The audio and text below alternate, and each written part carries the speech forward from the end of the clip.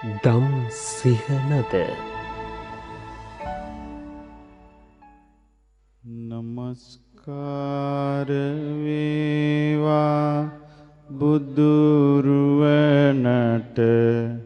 සමදා බුදු හිමි සරණ යමි. නමස්කාර වේවා ධම්රුවනට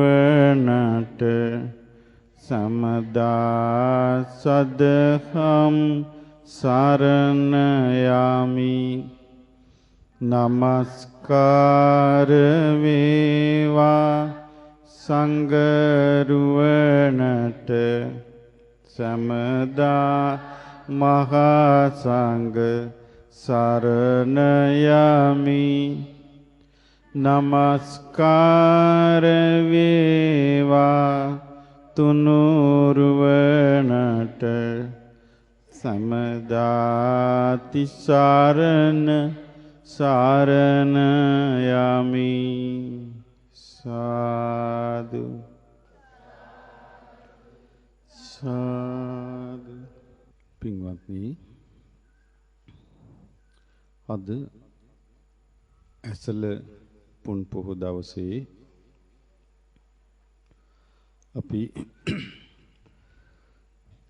අපි සරණ ගිය අපගේ ශාස්ත්‍රූන් වහන්සේ වදාළ ධර්මයක් ශ්‍රවණය කරන්නයි සූදානම. අද අපි මේ අහන දේශනාව සංයුත්ත නිකායේ ඇතුළත් වෙලා තිබෙන්නේ. මේ දේශනාවේ නම නකුල පිටු සූත්‍රය. ඒ පියාගේ නම නකුල. නකුල කියන පියාට දෙසූ දහම. ඒ කාලේ බුදුරජාණන් වහන්සේ වැඩ සිටියේ භාර්ගව කියන ජනපදයේ සුන්සුමාරගිර කියන පර්වතයට ආසන්නයේ භේසකලා කියන වනයේ. භේසකලා කියන වනයේ තමයි උන්වහන්සේ වැඩ සිටියේ. ඒ කාලේ මේ නකුල කියන ගෘහපතියා වයසක මිනිසයා අසනීපෙන් ඉඳලා සෑහෙන දවසක් යාන්තම් සනීප වුණා. ඉතින් බුදුරජාණන් වහන්සේ ළඟට පැමිණියා. පැමිණිලා බුදුරජාණන් වහන්සේට වන්දනා කළා. මේ සීයා වන්දනා කළා භාග්‍යවතුන් වහන්සේට කියනවා, අනේ ස්වාමීනි, මම දැන් හරි වයසයි. මං දැන් හරි වයසයි. මහලුයි. මම දැන් දි รา ගියපු සිරුරක් ඇති කෙනෙක්. ආතුර කායෝ. ලෙඩ වෙන ශරීරයක් තියෙන කෙනෙක්. නිතර ශාරීරික වශයෙන් දුක් පීඩා ඇති කෙනෙක්. ඒ නිසා මට භාග්‍යවතුන් වහන්සේව හෝ මනෝභාවනීය භික්ෂු සංඝයා නිතර දකින්න ලැබෙන්නේ නැහැ. මට භාග්‍යවතුන් වහන්සේව බලන් ඉන්න විදියකුත් නැහැ. භාග්‍යවතුන් වහන්සේගේ ශ්‍රාවක සංඝයා බලන් වෙන්න හිදියකුත් බලන් විදියකුත් නැහැ. මොකද ඒ නැති වෙන්න කාරණේ අසනීප වැඩිකම, වයසට ගිහින්. ඉතින් කියනවා එහෙම කියලා අපි ළඟටත් ඇවිල්ලා කියනවා සමහරු, අනේ අපිට එන්න විදියක් නැහැ දැන්. අපි හරි ලෙඩ අදුකා කියලා. අමාරුයි කියලා. හැබැයි මේක කියන්නේ ඊළඟට කියනවා ඕවද තුමන් බන්ති භගවා, භාග්‍යවතුන් වහන්සේ මට අවවාද කරන සීක්වා. අනුශාසතු මම් බන්තේ භගවා, භාග්‍යවතුන් වහන්සේ මට අනුශාසනා කරනසේක්වා යම් මමස්ස දීඝරත්තං හිතාය සුඛාය මට බොහෝ කල හිතසුව පිණිස පවතින දහම් කරුණක් පවසන්න කියලා ඒක කියන්නේ වර්තමානයේ. වර්තමානයේ අර ඉස්සලා කෑල්ල කියනවා. මොකද්ද? අපිට එන්න විදියක් නැහැ දැන්. අපිට අමාරුයි දැන්. අපි දැන් වයසට පලච්ච උදවිය. අපි දැන් ලෙඩ දුක් සහිතයි කියලා යනවා. අපි මේ ආවේ වැඳලා යන්න. ඒක ඇල්ලත් කියනවා. අනේ අපිට බොහෝ කල හිතසුව පිණිස පවතින දහම් කරුණක් කියන්න කියලා ඒක කියන්නේ. ඒ කියන්නේ වෙනස් වෙච්ච හැටි නේ. මිනිස්යාගේ කල්පනාව වෙනස් වෙලා ගියපු ආකාරය. එතකොට මෙතනදී කියනවා නකුල ගෘහපති වයසක සීයා කියන අනේ භාග්‍යතුන් වහන්සේ මට අවවාදයක් කරන්න. මට අනුශාසනාවක් කරන්න. ඒක මට ගොඩාක් කල් පිහිට වෙනිස පවතී. එතකොට බුදුරජාණන් වහන්සේ වදාළා ගෘහපතිය ඕක කොහොම තමයි? ඒ මොකද්ද? මේ ශරීරේ වයසට ගිහිලා දිරාන එක. ආතුරෝබි අයං ගහපති කායෝ මේ ශරීරේ ලෙඩ වෙන එකක්. අණ්ඩ භූතු පරියෝනද්දු මේක නිකන් කටුවකින් වට කරලා තියෙන එකක් වගේ කියනවා. මේ ශරීරේ මම දැක්කනේ මේ කුසල චිත්ත ඉස්පිතාලේ ඉන්නකොට හොඳට උස මහතට පෙනුමට හිටිය භික්ෂුව සතියෙන් ඉවර වුණා. ශරීරය හැටි. ඊට පස්සේ දොස්තර මහතුරු කියනවා අපිට මෙයාගේ අක්මාවත් නරක් වෙලා. මෙයාගේ කිඩ්නිත් නරක් වෙලා. මෙයාගේ පෙනහලුත් නරක් වෙලා. මෙයා කොහොමද බේරගන්නේ කියලා අහනවා. දැන් ඒව නෙමෙයිද අපි ළඟ තියෙන්නේ. අපි ළඟ තියෙන්නේ තෙව්වා. අපි ජීවත් වෙන්නේ තේව වැඩ කරනකම්. ඉතින් මේව වැඩ කිරිල්ල කොයි වෙලාවෙ නවතීද කියලා අපි කවුරුත් දන්නවාද? නැහැ.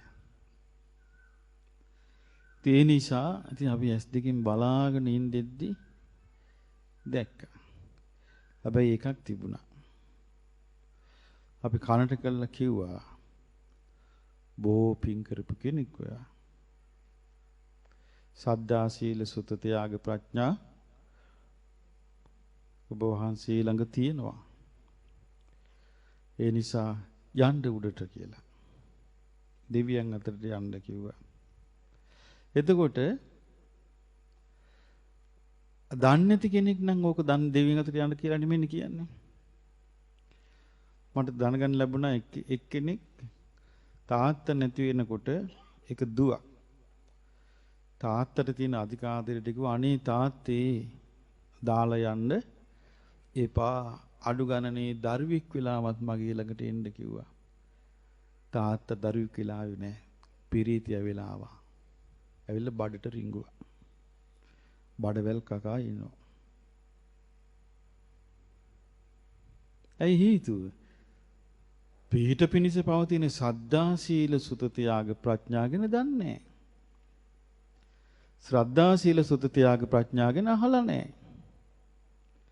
ශ්‍රද්ධා සීල සුත ත්‍යාග ප්‍රඥා තුලින් දේවතානුස්සති වඩන්න ඕනේ කියලා ඒ බුදුබණ අහලා නැහැ. එතකොට ශ්‍රද්ධා සීල සුත ත්‍යාග ප්‍රඥාවෙන් දේවතානුස්සතිය වඩන්න ඕනේ කියන බුදුබණ ඇහුවනම් ඒ දුව තාත්තට මොකද්ද කියන්නේ? ඒ දුව කියන්නේ තාත්තේ ඔයා සද්ධා සීල සුත ත්‍යාග ප්‍රඥා කියන මේ සීක බල වැඩුවානේ. එහෙනම් ඔයා මේ සීක බල තුල පිහිටලා දෙවියන් අතරට යන්න කියලා කියයිද නැද්ද? ඒක කියන්න දන්නේ නැහැ. මොකද්ද දන්නේ කියන්නේ? තාත්තේ මගේ ළඟට එන්න. ආවා. දැන් යවා ගන්න බෑ. දැක්කද වෙනස? ඉතින් බුදුරජාණන් වහන්සේ දේශනා කරනවා යෝහි ගහපති ඉමං කායම් පරිහරන්තෝ යම් ගෘහපතිය යම් කිසි කෙනෙක් මේ ශරීරය පරිහරණය කරද්දී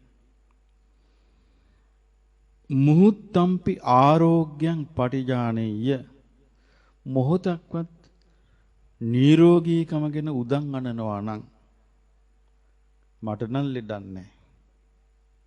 මට නම් හොඳයි කියලා අතපය පිහිදලා නිරෝගීකම ගැන උදන් අනනවා නම් කිමඤ්ඤත්‍ර බාල්‍ය මෝඩකම මිසක් වෙන මොකද්ද කියලා අහනවා. යම් කිසි කෙනෙක් මේ ශාරීරිය ගැන මොහොතක් හරි උදන් අනනවා නම් ඒක මෝඩකම මිසක් වෙන මොකද්ද? ඒ නිසා ගෘහපතිය ඒවං සික්ඛිතබ්බං මේ විදියට පුහුණු වෙන්න ඔන්න බුදුරජාණන් වහන්සේ ඔන්න අවවාදයක් කරන හොඳට මතක තියාගන්න. දැනුයි අවවාදේ වදාරන්න සූදානම. මේ විදියට පුහුණු වෙන්න. ආතුර කායස්ස මේ සතෝ මගේ ශරීරයේ ලෙඩ වෙද්දී චිත්තං අනාතුරම් භවිස්සති සිත ලෙඩ නොවි තිබෙන්නේය. ලස්සන එකක් නේද? මගේ ශරීරයේ ලෙඩ වෙද්දී සිත ලෙඩ නොවි තිබෙන්නේය. එවං හි ගහපති සික්ඛිතබ්බං ඔය විදියට පුහුණු වෙන්න කිව්වා. එතකොට බුදුරජාණන් වහන්සේගේ අවවාදය එච්චරයි. මොකද්ද කරපු අවවාදේ? මේ ශරීරයේ ලෙඩ වෙද්දී සිත ලෙඩ නොවි තිබෙන්නේය. මේ විදිහට හිතන්න, මේ විදිහට පුහුණු වෙන්න කිව්වා. හිතන්න නෙමෙයි කිව්වේ. පුරුදු කරන්න කිව්වා. පුරුදු කරන්න කිව්වේ කොහොමද? ශරීරයේ ලෙඩ වෙද්දී සිත ලෙඩ නොවන්නේය කියලා. දැන් සාමාන්‍යයෙන් කෙනෙක්ට ශරීරයේ ලෙඩ වෙන්න ලෑස්ති වෙනකොටම ශරීරයට ඉස්සල්ලා සිත තමයි ලෙඩ වෙන්නේ. අනේ මේ ඇහැ හොඳට තිබ්බා. අනේ මොකක්ද මේ ඇහැට උනේ? මේ අත දැන් ඕන් හිරි වැටිගෙන එනවා. දැන් මොකක්ද මේ මට වෙන්න යන්නේ? දැන් වෙලා නැහැ මොකවත් වෙන්න යන්නේ. එහෙම වෙනවද නැද්ද? වෙනවා. ඒ කියන්නේ අපි ශරීරයේ කොහොමද කඩා වැටෙන එකක්. ශරීරයේ කඩා වැටෙන්න ඉස්සර වෙලා අපේ හිත කඩා වැටෙනවා. එතකොට බුදුරජාණන් වහන්සේ අපිට දේශනා කරන්නේ මොකද්ද? ශරීරයේ ලෙඩ වෙනවා කියන. උන්වහන්සේ දේශනා කළා මේක ලස්සන කතාවක්. මොකද්ද? යම් කිසි කෙනෙක් තමන්ගේ ශරීරයේ සම්බන්ධයෙන් උදන් අනනවා නම් මොකක් කියලාද? මට නම් ලෙඩක් නැහනේ කියලා උදන් අනනවා නම් ඒක ශරීරය ගැන තියෙන අනවබෝධය. මුලාව කියනවා. මුලාවෙන් කියන එක වෙන්නේ. එතකොට නකුල ගෘහපතිට බුදුරජාණන් වහන්සේ දේශනා කරපු අවවාදය මොකද්ද? ඒ නිසා මෙහෙම පුහුණු වෙන්නේ කිව්වා. කොහොමද පුරුදු වෙන්න කිව්වේ? ආතුර කායස්ස මේ සතෝ මගේ ශරීරයේ ලෙඩ වෙද්දී චිත්තං අනාතුරම් භවිස්සති සිත ලෙඩ නොවි තිබෙන්නේය කියලා කල්පනාවට පුරුදු වෙන්න කිව්වා. දැන් මේක තමයි අපිට පුරුදු වෙන්න තියෙන්නේ. සිත ලෙඩ නොවි තියා ගැනීම. එතකොට දැන් මේක අහුවහම නකුල පිටු ඒසීයා සන්තෝෂයටපත් වුණා. සතුටටපත් වුණා. හොඳ අවවාදයක් ලැබුණා කියලා. බුදුරජාණන් වහන්සේට ආදරෙන් වන්දනා කළා. දැන් ඉච්චරයි මෙයා ගත්තේ. සීයා වන්දනා කළා. නැගිටලා උන්වහන්සේව පැදකුණු කළා. ප්‍රදක්ෂිනා කළා. ඊට පස්සේ සාරිපුත්යන් වහන්සේ ළඟට ගියා. කවුද මේ සාරිපුත්තයන් වහන්සේ ළඟට ගියේ? නකුල පිතා කියන ගෘහපතියා. සාරිපුත්තයන් වහන්සේ ළඟට ගිහිල්ලා සාරිපුත්තයන් වහන්සේට වන්දනා කළා. වන්දනා කරාම සාරිපුත්තයන් වහන්සේ අහනවා, සාරිපුත්ත මහරහතන් වහන්සේ අහනවා, විප්පසන්නානි කෝතේ ගහපති ඉන්ද්‍රියානි. ගෘහපතියේ ඔබ හරි පෙනුම විලා නොවේ. ඔබ හරි පෙනුමයි නොවේ. පරිසුද්ධෝ මුඛවන්නෝ පරියෝදාතෝ. මූණ ලස්සන්ට බබලනවා නොවේ. අලත්තනෝ අජ්ජ භගවතු සම්මුඛා ධම්මින් කතං සවනායාති. අද භාග්‍යවතුන් වහන්සේගෙන් ධර්ම කතාවක් අහන්න ලැබුණා වගේ කියනවා. ඔබේ අද ඔබ හරි ප්‍රියමනාපයි. ඔබ හරි සන්තෝෂෙන් ඉන්නවා. අද හරි පැහැපත්. මොකද කාරණේ? භාග්‍යවතුන් වහන්සේගෙන් බණපදයක් අහන්න ලැබුණා වගේ කියනවා. එතකොට කිං හින්නෝසියාපන්ති. ස්වාමීනි එහෙම නොවී තියේවිද? ඉදානාහම් බන්තේ භගවතා ධම්මියා කතාය අමතේන අபிසිත්තෝති. මම අද භාග්‍යවතුන් වහන්සේගේ ධර්ම කතාව නැමැති අමෘතයෙන් අභිෂේක ලැබුවානේ. අර චූටි උපදේශي බලන්න කොච්චර ඉහළින් ගත්තද?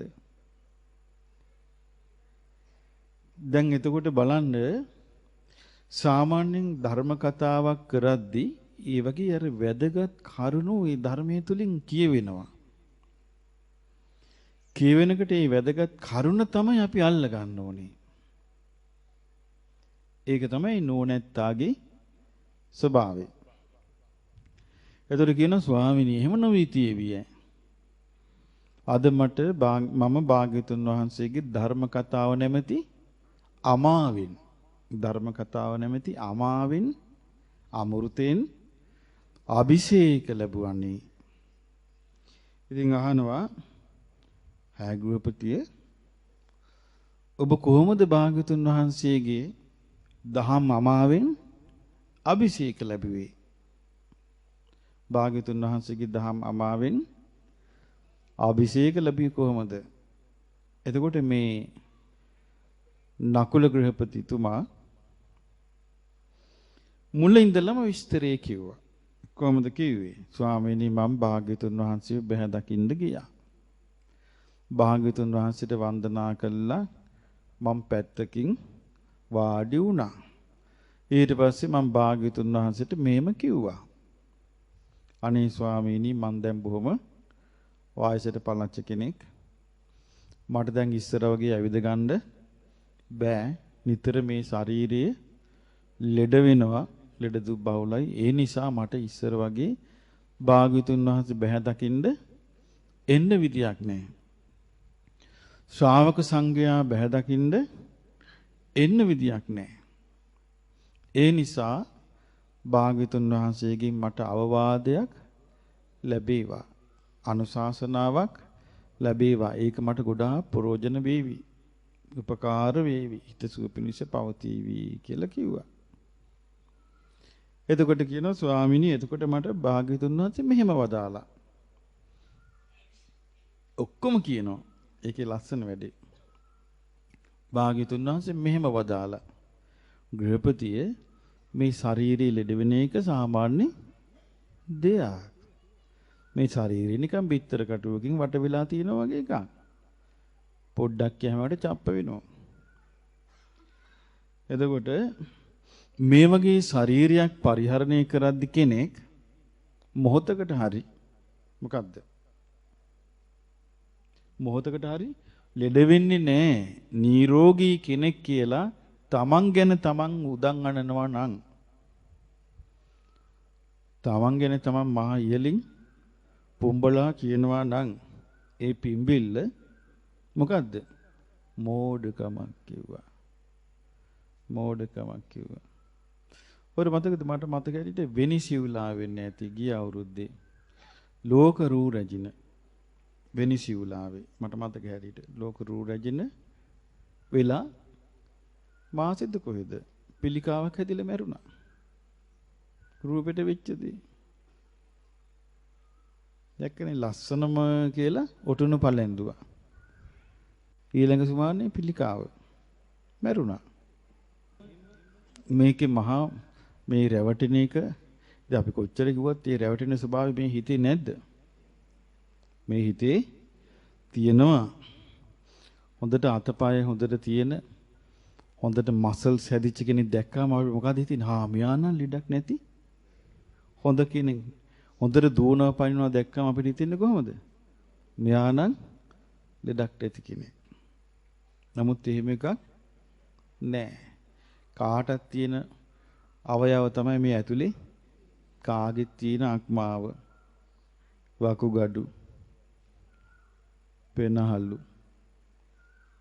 මේවනේ තියෙන්නේ. බඩවැල් කාටත් තියෙන දේවල් තමයි තියෙන්නේ කාගෙත්. ඉතින් අපිට මේක පේන්නේ ඇතුලේ වැඩ කෑල්ල මැෂින් එක. අපිට පිටින් පෙනිලා තමයි අපි හිතන්නේ එහෙම. ඉතින් බුදුරජාණන් වහන්සේ කියන අනේ ස්වාමිනී එතකොට බුදුරජාණන් වහන්සේ භාග්‍යවතුන් වහන්සේ වදාලා මේ ගැන මොහොතක් හරි ප්‍රතිඥා දෙනවා නම් ඒක මෝඩකමක්. ඒ නිසා ගෘහපතිය මෙහෙම හික්මෙන්න කිව්වා. කොහොමද හික්මෙන්න කිව්වේ? පුරුදු වෙන්න කිව්වේ කොහොමද? සිංහලෙන් කියන්න කවන්නේ පාලියේ නේද? ඈ? කය ලෙඩ වෙද්දී සිත ලෙඩ නොවන්නේය. ආතුර කායස්ස මේ සතු චිත්තං අනාතුරං භවිස්සති इति. ආතුර කායස්ස මේ සතු ශරීරය මගේ කය ලෙඩ වෙද්දී චිත්තං අනාතුරං භවිස්සති इति. සිත ලෙඩ නොවන්නේය කියලා මේ විදියට පුහුණු වෙන්න කිව්වා. එතකොට ඒක මොකද්ද? පුහුණු වෙන එකක්. එතකොට කියන ස්වාමීනි ඕන් ඔය දහම් කතාව නැමැති අමෘතයෙන් තමයි දහම් කතාව නැමැති අමෘතයෙන් තමයි මං අභිෂේක ලැබුවේ කිව්වා. ඒ සියා කොච්චර සන්තෝෂයටපත් වෙන්නේ නැද්ද? අර අවවාදය අහලා. ඊට පස්සේ අහනවා සාරිපුත්ත මහ රහතන් වහන්සේ අහනවා සියගෙන් නහි පනතං ගෘහපති පටිභාසි තම් භගවන්තං උත්තරීන් පටිපුච්චිතුම්. ගෘහපතිය ඔබට මෙහෙම ආයමත් ප්‍රශ්න කරන්න අදහසක් ආවේ නැද්ද? කිත්තාවතානකෝ බන්ති ආතුර කායෝ චේව හෝති ආතුර චිත්තෝච. භාග්‍යවතුන් වහන්සේ කෙනෙක්ට කය ලෙඩ වෙද්දී හිත ලෙඩ වෙන්නේ මොන කරුණු මතද කියලා අහන්න හිතුනේ නැද්ද? කය ලෙඩ වෙද්දී සිත ලෙඩ වෙන්නේ මොන කරුණු මතද කියලා අහන්න හිතුනේ නැද්ද? කිත්තාවතාච පන ආතුර කායෝහි ච හෝති නොච අන ආතුර චිත්තෝ. ඒ වගේම කෙනෙකුගේ කය ලෙඩ වෙද්දී සිත ලෙඩ නොවී තිබෙන්නේ මොන කරුණු මතද කියලා අහන්න හිතුනේ නැද්ද කියලා අහනවා. බලන්න ප්‍රඥාව. සාරිපුත්ත මහ රහතන් වහන්සේ ඒ වෙලෙම අර උපාසකගෙන් අහනවා ගෘහපතිය ඔබට භාග්‍යවතුන් වහන්සේගෙන් මෙහෙම අහන්න හිතුනේ නැද්ද? මොකද්ද? කය ලෙඩ වෙද්දී සිතත් ලෙඩ වෙනවා නම් ඒ කොහොමද? ඊළඟට කය ලෙඩ වෙද්දී සිත ලෙඩ වෙන්නේ නැත්නම් ඒ කොහොමද? එතකොට කියනවා අනේ ස්වාමීනි අර රසියා කියනවා අනේ ස්වාමීනි දුර ඉඳලා හරි මං එන්න ආසයි අපගේ සාරිපුත්යන් වහන්සේ ළඟට ඕකේ අර්ථය අහගන්න කියනවා. අනේ ස්වාමීනි මං දුර ඉඳලා හරි එන්න ආසයි අපගේ සාරිපුත්යන් වහන්සේ ළඟට ඒ කතාවේ අර්ථය අහගන්න ඒකේ තේරුම අහගන්න මං එන්න ආසයි කියලා. අනේ ස්වාමීනි මට මේ ඔය වදාරපු කාරණේ ඕක තේරුම මට කියලා දෙනසේක්වා කිව්වා. හරි ලස්සනනේ මේ කාලේ ගිහි මිනිස්සුයි පැවිදි උත්තමයන් වහන්සේලා අතර සම්බන්ධය නේද? කාලයගේ ඇවෑම මේව කොච්චර වෙනස් වෙනවද බලන්න. නේද? මේව වෙනස් වෙලා ගිහිල්ලා දැන් ටික ටික මේක ලෝකෝත්තර පැත්තටද යන්නේ ලෞකික පැත්තටද? ටිකක්ද ගොඩක්ද? 100% සම්පූර්ණයෙන්ම යන්නේ 100%ක්ම යන්නේ ලෞකික පැත්තට. ගියාට පස්සේ මේ වටිනාකම නැතු යනවා. ඊට පස්සේ කියන්නේ අයිතුකම් කතාවෙන් ඉවර වෙනවා. ඊට එහා මේ ධර්ම කතාවක අවශ්‍යතාවය නැතු යනවා. ඒක දැන් බලන්න මේකේ ලස්සන වටිනාම කතාවක් නෙමේ යන්නේ. භාග්‍යවතුන් වහන්සේගේ අමෘතය මොකද්ද? භාග්‍යවතුන් වහන්සේ වදාළන්නේ අමෘතයක්. මොකද්ද මේ අමෘතේ? කාය ලෙඩ වෙද්දී ආතුර කායස්ස මේ සතු. වාගේ කාය ලෙඩ වෙද්දී චිත්තං අනාතුරම් භවිස්සතිති. සිත ලෙඩ නොවි තිබෙන්නේය. ඔන්න භාග්‍යවතුන් වහන්සේගේ අමෘතය. අමාව. දහම් අමාව භාග්‍යවතුන් වහන්සේගේ. ඊට පස්සේ මේ දහම් අමාව හිස මත තියාගෙන මේ නකුල ගෘහපති ධර්මසේනාධිපතීන් වහන්සේ බෑ දකින්න ගියේ. දැන් ධර්මසේනාධිපතීන් වහන්සේ ඒකට තව කොටසක් එකතු කළා. කොහොමද ඇහුවේ? ගෘහපති ඔබට හිතුන්නේ නැද්ද මේකට භාග්‍යවතුන් වහන්සේ එහෙම වදාරාම ඔබට හිතුන්නේ නැද්ද මේ විදිහේ කාරණයක් අහන්න? මොකද්ද? ස්වාමීනි කාය ලෙඩ වෙද්දී සිතත් ලෙඩ වෙනවා නම් ඒ කොහොමද? ඊළඟට කාය ලෙඩ වෙද්දී සිත ලෙඩ වෙන්නේ නැත්තම් ඒ කොහොමද කියලා ඔබට අහන්න හිතුන්නේ නැද්ද? එතකොට මොකද්ද සාරිපුත්යන් වහන්සේට ලැබිච්ච පිළිතුර? අනේ ස්වාමීනි ගොඩාක් දුර ඉඳලා හරි මම මේ කතාවේ තේරුම අහන්න අපේ ධර්මසේනාධිපතින් වහන්සේ ළඟට එන්න කැමතියි. අනේ මට මේ කාරණේ තේරුම කියලා දෙන්න. එතකොට කියනවා සාරිපුත්යන් වහන්සේ එහෙනම් ගෘහපතිය හොඳින් අහගන්න. හොඳින් නුවණින් සලකන්න මං කියලා දෙන්නම් කිව්වා. හොඳින් අහගන්න නුවණින් සලකන්න කියලා දෙන්නම්. ගෘහපතිය ඔබ දන්නවාද ශරීරය ලෙඩ වෙද්දී සිත ලෙඩ වෙන්නේ කොහොමද කියලා? දන්නවාද කියලා. අහලා ඔන්න කියා දෙනවා. ගෘහපතිය ධර්මය අහපු නැති මේ ශාසනයට අයත් නැති කෙනෙක් ඉන්නවා. ධර්මයේ අහපු නැති කියන එක තේරුම අසුතවා. ශාසනයට අයිති නැති පුතුජනෝ. අසුතවා කිව්වේ ධර්මය අහපු නැති. පුතුජනෝ කිව්වේ ශාසනයට අයිති නැති. ඒතර ශාසනයට අයිති නැති කෙනාට මොකද්ද කියන වචනේ? පුතජන. දැන් ධර්මයෙන් බැහැර හැමෝටම කියන වචනේ මොකද්ද? පුතජන. දැන් තමන් ගැන තමන් කියනවා නම් පුතජන කියලා. ඒතර තමන් අසෘතවත් කෙනෙක්. අසෘතවත් කිව්වේ ධර්මයේ ඇසූ නැති. පුතජන කිව්වේ ශාසනයට ආයිති නැති. අසෘතවා පුතුජනෝ. අසෘතවත් පුතජනය. ඒක ධර්මයේ අහලා නැති ගෞතම සාසනයට පැමිණිච්ච නැති. ගෞතම සාසනයට පැමිණෙනවනේ ක්‍රම 4කින්.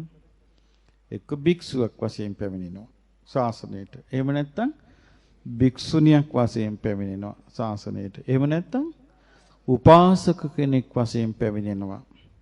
උපාසිකාවක් වශයෙන් පැමිණෙනවා. එතකොට ඒගොල්ලෝ පුතඥන නෙමෙයි.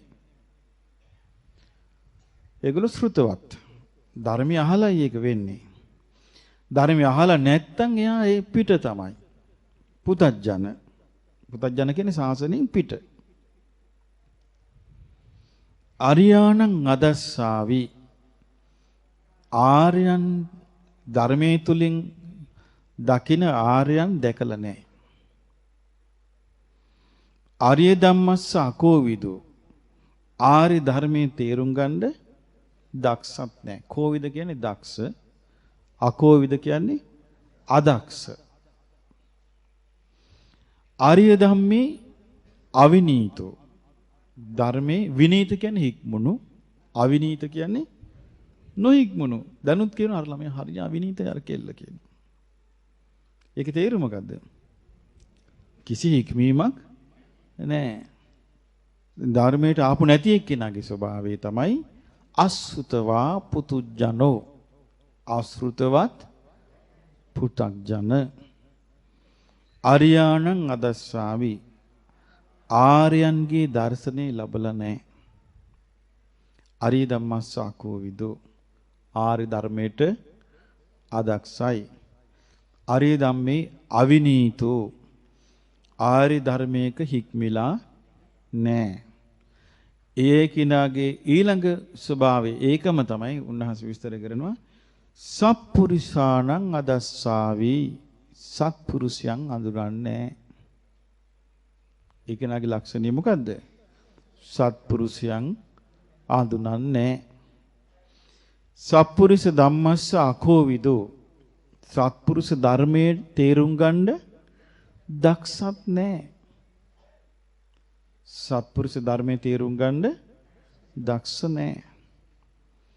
සත්පුරුෂ ධම්මේ අවිනීතෝ. සත්පුරුෂ ධර්මයක හික්මිලත් නැහැ.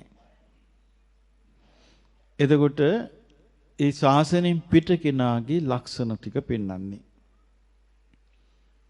ශාසනයෙන් පිට කෙනාගේ ප්‍රධානම ලක්ෂණය මොකද්ද? අසුතවා. අසෘතවා කිව්වේ ධර්මය අහලා නැහැ.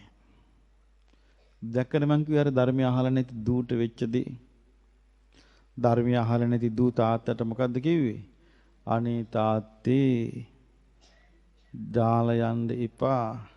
ඔයා යනවනම් ආයේ මගේ කුසට එන්න කිව්වා. ආවා. පෙරේතය වෙලා. දැන් මොකක්ද හේතුව මේ? අසෘතවත් බව. ධර්මය නොඇසූ බව. ධර්මයෙන් නොදන්නා බව. ධර්මයෙන් නොඇසූ කෙනාගේ ලක්ෂණය මොකද්ද? පුතුජන. බොහෝ ජනයාගේ පුතු කියලා කියන්නේ බොහෝ. බොහෝ ජනයාගේ ආකල්පය තුල ඉන්නේ. මොකද්ද බොහෝ ජනයාගේ තියෙන ආකල්පය? පේන දේ පස්සේ දුවනවා. බොහෝ ජනයාගේ ආකල්පයක පේන දේ පස්සේ දුවනවා. එතකොට මේ බොහෝ ජනයාගේ ආකල්පය කවුරු හරි කෙනෙක්ව අදහන්න දුවනවා. ඒකයි. අසෘතව පුතුජනෝ. අසෘතව පුතජන. එතකොට මේ අසෘත පුතජනයාගේ ස්වභාවය මොකද්ද? අරියාණං අදස්සාවි. ආර්යයන් දකින්නේ. අරිය ධම්මස්ස අකෝවිදෝ. ආර්ය ධර්මයට දක්ෂ නැහැ. ආර්ය ධම්මේ අවිනීතෝ. ආර්ය ධර්මෙහි හික්මිලා නැහැ. ඊළඟට සත්පුරිසාණං අදස්සාවි. සත්පුරුෂයන් අඳුනන්නේ. දැන් සත්පුරුෂයා මෙයා අසත්පුරුෂයා කියලා හඳුනගන්නේ සත්පුරුෂයා විතරයි. ඒක අසත්පුරුෂයාට කරන්න පුළුවන් එකක් අසත්පුරුෂයාට බෑ කරන්න. අසත්පුරුෂයා සත්පුරුෂයා දන්නෙත් නැහැ. අසත්පුරුෂයා දන්නෙත් නැහැ. කල්යාණ මිත්‍රයා දන්නෙත් නැහැ. Tamanට තෑග්ගක් දුන්නොත් කවුරුත් සත්පුරුෂයි. Tamanට සලකනවා නම් අතත් එහෙමනේ මේ ලෝකේ තියෙන ඔය වචනේ පාවිච්චි වෙන්නේ. සප්පුරිසානං අදස්සාවි සප්පුරිස ධම්මස් ආකෝවිදෝ සප්පුරිස ධම්මේ අවිනීතෝ සත්පුරුෂ ධර්මයේ හික්මෙන්නේ. ඔන්න සාරිපුත්ත මහරහතන් වහන්සේ පෙන්වා දුන්න මේ බුදුරජාණන් වහන්සේ තමයි මේක පෙන්වා දුන්නේ. ඉතින් සාරිපුත්ත මහරහතන් වහන්සේ ආයමත් ඒක දැන් මෙයාට කියනවා. කාටද මේ කියන්නේ? නකුල ගෘහපතියාට. මේ මොකක් විස්තර කරන්න කියලාද මේ කොටස කියන්න උනේ? කාය ලෙඩ වෙද්දී සිත ලෙඩ වෙන්නේ කොහොමද කියන එක තෝරන්න. කියනවා රූපං අත්තතෝ සමනුපස්සති. එතකොට යාට රූපේ පේන්නේ තමා වගේ. රූපේ කිව්වේ මොකද්ද? මේ රූපේ. මොකද්ද මේ රූපේ කිව්වේ? රුප්පතිතිකෝ භික්කවේ තස්මා රූපන්ති වොච්චති. නැසී වෙනසී යන හේයින් මෙයට රූපය කියලා කියනවා. එතකොට මොකද්ද මේ රූපේ? මොකෙන් හටගත්තු එකක්ද? පඨවි ධාතු, ආපෝ ධාතු, තේජෝ ධාතු, වායෝ ධාතු මෙයින් හටගත්තු රූපේ. එතකොට දැන් මේ සතර මහා ධාතුගෙන් හටගත්තු රූපේ කියලා අපි දැනගත්තේ කොහොමද? අපිට ඇහුණා. මොකක්ද ඇහුනේ? භාග්‍යතුන් වහන්සේගේ ධර්මයේ ඇහුණා. ඒ ධර්මයේ නේද විස්තර වෙන්නේ. ඒ ධර්මයේ ඇහුවාම ශ්‍රුතවා. ඒක ඇහුවේ නැත්තම් අශ්‍රුතවත්. ඒ අහපු නැති එක්කිනා දන්නේ නැහැ මේ සතර මහා ධාතුගෙන් හටගත්තු එකක් කියලා. පේනවා. අපිට පේන්නේ නැද්ද පොඩි ළමයි මැරෙනවා. තරුණ වයසේ අය මැරෙනවා. දැන් මේ තරුණ වතුර ගිල්ල මැරෙනවා, ඇක්සිඩන්ට් වෙලා මැරෙනවා. පාර යනකට හැප්පිලා මැරෙනවා. පේන්නේ නැද්ද අපිට? පේනවා. එතකොට මහලු වයසේ අය මැරෙනවා. පේන්නේ නැද්ද? පෙවුනට ඒ මොනවා පෙවුනත් අපි ප්‍රඥාවෙන් විමසන්නේ. ඇයි ප්‍රඥාවෙන් විමසන්න ඕන කාරණා අපි අහලා නැහැ. එතකොට අසුතවත් පුතඥයාට මොකක්වත් නැත්තම් එයා රූපේ ගන්නෙ කොහොමද? තමා කියලා ගන්නවා. රූපේ තමා කියලා ගත්තාම පැටලෙනවා. පැටලිල්ලක් විසඳන්න බෑ. මාගන්ධියා හරි ආඩම්බරෙන් හිටියා. තමන්ගේ රූපේ ගැන බුදුරජාණන් වහන්සේ මාගන්ධියාගේ දෙමාපියන්ට කිව්වා මේ රූපය අසූචි පුරෝපු පිටින් කැටයන් කරපු භාජනයක් වගේ කලයක් වගේ කිව්වා. මේක පයින්වත් ස්පර්ශ කරන්න කැමති නෑ කිව්වා. මේ ඇත්තක්ද බොරුවක්ද කිව්වේ? ඇත්තක් කිව්වේ. නමුත් ඒ ඇත්ත වැදුනේ කොහොමද? මට බැන්නා කියලා. ඒක කොහොමද එයා ගත්තේ? කවුද ඒක ගත්තේ එහෙම? මාගන්ධියා. මාගන්ධියාගේ අම්මයි අප්පුච්චයි. ඒ කොහොමද එහෙම වුනේ කියලා ප්‍රශ්න කළා. අන්න ප්‍රඥාවට ඉඩ ලැබිච්ච හැටි. අම්මයි අප්පච්චි අනාගාමී වුණා. එකම පවුලේ දූ නිරේ ගියා. නිරයන් හේතුනේ මොකද්ද? ගත්ත රූපය තමා කියලා ගත්තට පස්සේ තමන් ඒකෙන් මොකද අපේ හිතේ තියෙනවා පින්වත්නි විශාල අනතුරක්. මොකද්ද කියන්නේ? අපිට තියෙන විශාලම අනතුර ලොකුම අනතුර මොකද අපිට තියෙන? තෘෂ්ණාව තමයි ලොකුම අනතුර. මේ තෘෂ්ණාවෙන් අපිට මොකද්ද මේ තෘෂ්ණාවට මුල් වෙන්නේ? ඒ තෘෂ්ණාවක් තියෙනවනේ. මේ තෘෂ්ණාවට මුල මොකද්ද? ආස්වාදී මෙනෙහි කිරීම. මොකද්ද තෘෂ්ණාවට මුල? ආස්වාදී මෙනෙහි කිරීම. ආස්වාදේ මෙනෙහි කරන්න ආස්වාදනීය කරුණටමයි හිත යන්නේ. මම කියන දේ ඇත්තද බොරුද? ආස්වාදේ මෙනෙහි කරන අපි කියමු අපි ඇහෙන් දකින රූපයක්. මේ රූපේ තුල අපේ හිත පිනා යනවා. එතකොට මේ රූපේ සන්තෝෂයක් ඇති වෙනවා. ඒක ආස්වාදේ. එතකොට මේ ආස්වාදයේ තික්ක තෘෂ්ණාව තමයි තියෙන්නේ. එතකොට අපි ආයමත් ආස්වාදේ ලබා දීපුයි අරමුණ හිතින් මෙනෙහි කරනවා. කරනවාද නැද්ද? කරනවා. මේක තමයි හිතේ තියෙන භයානකකම. අපිට ශබ්දයක් ඇහෙනවා. මේ ශබ්දයේ තුලින් අපි පිනා යනවා. පිනා ගියාම ඒ පිනා යෑම තමයි ආස්වාදේ. එතකොට යම් ශබ්දයකින් ඒක හම්බ වුණොත් අපි මොකද ආයමත් කරන්නේ? ඒ ආස්වාදය මෙනෙහි කරනවා. ඉතින් එතකොට අපිට සුවඳක් එනවා.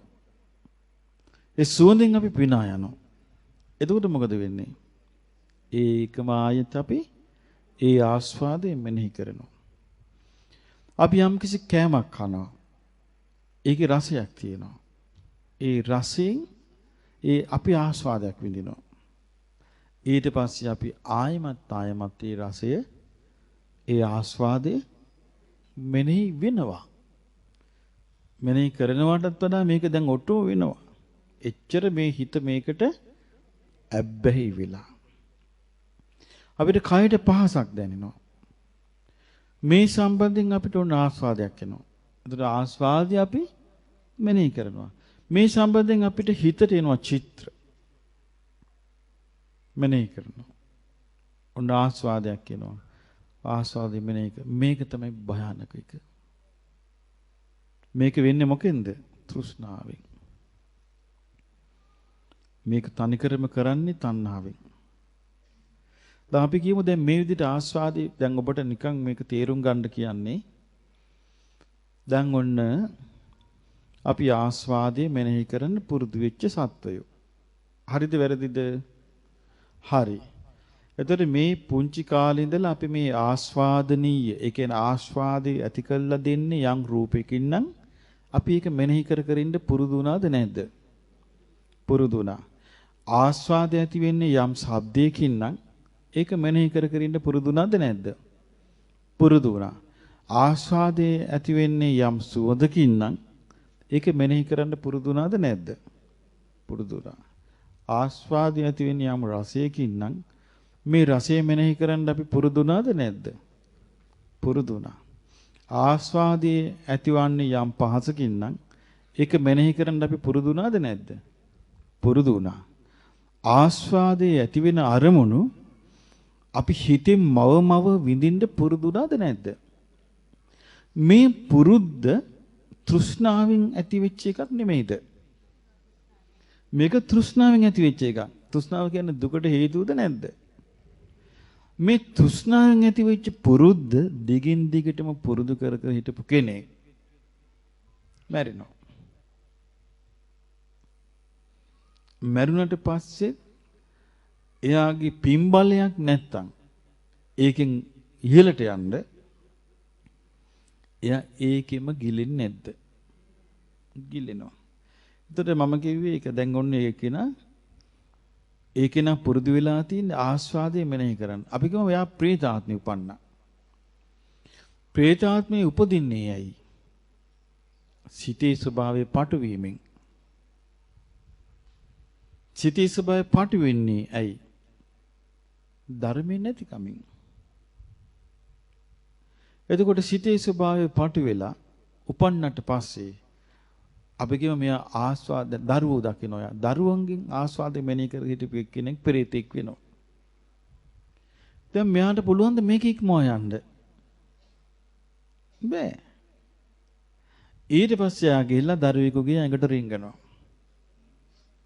එතන කරන්නේ ආස්වාදය මෙනෙහි කරන එක. ඒ ළමයා කාලා ඒ දරුවා කන බොන දේවල් ඔන්න ඇඟ ඇතුළට එනවා. ඉතින් යා අනේ මගේ මේ දරුවා කන දේවල් මේ කොච්චර ෂෝක්ද. දැන් යා ආස්වාදෙ මෙනෙහි කරලා පෙරේතයන්ගේ ඉන්නවා. දැන් මේකත් එක්ක දරුවා අපි කියමු ලෙඩ වෙනවා. දුකටපත් වෙනවා. ඉතින් යා ගෙදරට කියනවා මෙහෙමයි දැන් පෙරේතයා විසිලා කියනවා මෙහෙමයි මට යන්න ඕනේ. දානයක් දීපන්. මේ බොරු කියන්නේ. ඇයි මේ මිනිස්සුම සේව් කරන්න. අපි ඇත්තටමත් යන්න ඕන කියමු. ඔන්න දානෙත් දින දාන දීලා මම ඈතකට යනවා. ඇඟින් අයින් වෙලා. ගිහිල්ලා මොකද කරන්නේ? ආයෙත් ආස්වාදේ මෙනෙහි කරනවා. පුරුදු වෙච්ච එක. කරපෙක මං ආයෙත් ඇඟි ගැලවෙන්න බෑ. ලීසි නෑ ගැලවිලි. තෘෂ්ණාවට පුරුදු වෙච්ච හිත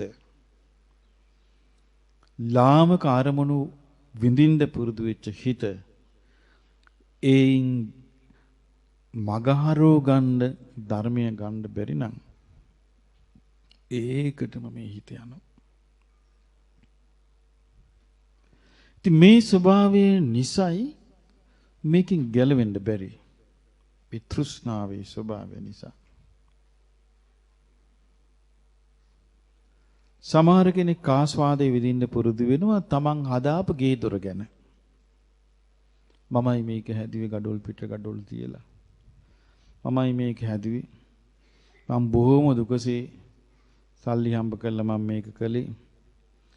මම අවසාන මොහොතෙත් මේ ගෙදර ඉන්න ඕනේ. මම මේක තමයි හුස්ම ටික යවන්න ඕනේ. ධර්මයේ දන්නේ නැති අය එහෙම හිතනවාද නැද්ද? හිතනවා. ඔන්න එයා මැරිනවා. එතකොට මැරින්නේ පළල් හිතින්ද පටු සිතින්ද? පටු සිතියා හිමින් කොටු වෙනවා. එයාගේ කල්පනාව කොටු වෙලා පුංචි වෙනවා අර බිත්ති හතරේ. ඊට පස්සේ මැරිලා ඕම් පෙරේතෙක් වෙනවා. දැන් ගෙදර කට්ටියට කරදරයි මෙයාට එක්ක. ගෙදර කට්ටිය දානයක් දීලා පින් දීලා කියනවා අනේ ගෙදරින් අයින් වෙලා යන්න. එනං ඔබලට පාඩුවේ හිටහල්ලා මං යන්නම් කියලා ඔන්න ගෙයින් යනවා කියමු. ගියාට එයාට තියනෝද එයාටම කියලා හිතවිලි ස්වභාවයක් හසුරව ගන්න. නෑ අයි පටු සිත තියෙන්නේ. ආයි මෙනේ කරන ආස්වාදේ. ආයි ගෙදර. එහෙම නොවෙන්න නම් යා කාගේ හරි බල සම්පන්න දෙවියෙකුගේ යටතට යන්න ඕනේ. ගියාම එයා නීතියක් දාන ඔබ යන්න බෑ. එහෙම බේරුණොත් තමයි. ඒතර බලන්න මේ කොච්චර තෘෂ්ණාවෙන් ලැබෙන දේවල්. මොකෙන්ද මේ උපදවන්නේ මේවා? තෘෂ්ණාවෙන්. ආස්වාදනීය ආස්වාදය ඇති කරන දේවල් ගැන රූපං අත්තතෝ සමනුපස්සති. සතර මහා ධාතුකින් හටගත්තු දේවල් තමා කියලා හිතනවා. තමා මේක ඉක්මවා ගියොත් මේ සසර පුරා ආපු දුක් කන්දරාව සිඳිලා යන්න පටන් ගන්නවා. මේ මහා දුක් සයුර සිඳිලා යන්න පටන් ගන්නවා. රූපං අත්තතෝ සමනුපස්සති. රූපවන්තං වා අත්තානං. එහෙම නැත්නම් එයා හිතනවා රූපයෙන් තමයි තමා හැදිලා තියෙන්නේ. තමා හැදිලා තියෙන්නේ රූපයෙන්. එහෙම නැත්නම් හිතනවා අත්තනිවා රූපං. තමා තුල තමයි රූපේ තියෙන්නේ. එහෙම නැත්නම් හිතනවා රූපස්මින් වා අත්තානං. රූපේ තුල තමයි තමන් ඉන්නේ. එයි කොහෙන් ගත්තත් මෙයා මොකද්ද ගන්නෙ? තමා කියලා එකක්. තමන් කියලා එකක් ගන්නවා. ඒක සිඳ බිඳ ගන්න නම් තමා කියලා එකක් නැහැ කියලාම රූපේ වැටෙන්න ඕනේ. එතකොට තමයි ඒක යා අර්ථය නිරවුල් කරගන්නේ. ඉතින් බුදුරජාණන් මේ සාරිපුත්යන් වහන්සේ වදාලා අහං රූපං මම රූපන්ති පරිඋත්ථාසී හෝති. මගේ හිතෙන් ඉස්මතු වෙලා එනවා මගේ රූපය. මමයි රූපේ. මමයි රූපේ. මේ ඇඟ මගේ. මේ ඇඟ මම කියලා එනවා. එතකොට කවුරු හරි ඔබට බැන්න කියමි. ඔයාගේ හැටි බැන්න කියමි. කැත කියලා බැන්න කියමු. මේ දුවලා ගිහිල්ලා කණ්ණාඩියෙන් බලන හැබැයිට මං කැතද බලද්දි මෙයාට පේන්නේ කැතට නෙමෙයි. මෙයාට තමා පේන්නේ කොහමද? ලස්සනට. තමා දැක් මේ මට මරම කිව්වනේ. තරහ ගන්නවාද නැද්ද? ගන්නවා. ඉතින් මම මේ රූපේ මම මේ රූපේ මගේ කියලා ගත්තාම තං රූපං විපරිණමති. ඒ රූපය වෙනස් වෙයි. කෙස් පැහිලා යනවා. ඇස් පේන්නේ නැතු යනවා. කන් ඇහෙන්නේ නැතු යනවා. කන කෑමේ රස දැනෙන්නේ නැතු යනවා. ඇඟපත වාරු නැතු යනවා. යනකට මොකද වෙන්නේ? රූපේ වෙනස් වෙනකොට මෙයාට ශෝක වැළපීම දුක් දුම්නසට ගන්නවා. අනේ මං ඉස්සර හොඳට ඇවිද්දා. මං ඉස්සර හොඳට පොත්පත් කියෙව්වා. මට ඉස්සර හොඳට ඇහෙනවා. මං ඉස්සර හොඳට ආවා ගියා. මගේ දේවල් මම තනියම කරගත්තා. අනේ මට දැන් බෑ කියලා මොකද කරන්නේ? ශෝක වෙන්න පටන් ගන්නවා. මේක තේරුම් ගන්නෑ මේ කයේ ස්වභාවයයි මේ රූපයේ ස්වභාවයයි කියලා තේරුම් ගන්නෑ. හොඳට මතකයි මට මේ ඔන්න කුසල චිත්ත අසනීපයි කිව්වහම තද්ද බල අසනීපයක් කියලා අමාරුයි කියලා උඩ බුද්ධ ගයාවේ මට කෝල් එකක් ආවා. එතකොට මට නිකන් ඊට පස්සේ මං හිතන්නේ නෑනේ මේ තරුණ කෙනෙකුට එකපාරට මෙහෙම වෙයි කියලා. ඊට මං කිව්වා එහෙනම් දෙන්න මේ එතන ළමයි කතා කළේ. මං කිව්වා දෙන්න කෝල් එක කියලා. කතා කරගන්න බෑ කිව්වා. එතකොටයි මට තේරුනේ වැඩි ගැස්සිලා කියලා. ඊට පස්සේ මං ඉක්මනට මෙහින් ස්වාමීන් වහන්සේලා දෙන්න මං පිටත් කළා. මං එවෙලම කෑ ගහලා කිව්වා එහෙනම් ඔතන තියන්න එපා ඉක්මනට පැට්නා අරන් ඵලයන් කියලා. පැට්නා ගෙනිච්චා එදාම. පැට්නා ගෙනහිල්ලා දැන් පැට්නා යනකොට ඉතින් වාහනට ඇවිදගෙන නැග්ගා. නැගලා පිටත් වුණා. එතකොට මෙහෙම පිටත් කළා මම පැට්නා වලට ස්වාමීන් වහන්සේලා. පිටත් කළා මං කිව්වා ගියපු ගමන් මට කෝල් එකක් දෙන්න. ඉස්පිතාලෙදී මට කෝල් එකක් දීලා කිව්වා තත්ත්වේ සතුරුදායක නෑ. අමාරුයි. ඒ වෙද්දිත් කතා බස් කරනවා. එතකොට ඊට පස්සේ පැට්නාවලදී මෙයාට ඔක්සිජන් දෙන්න ගත්තා. හුස්ම ගන්න අමාරු.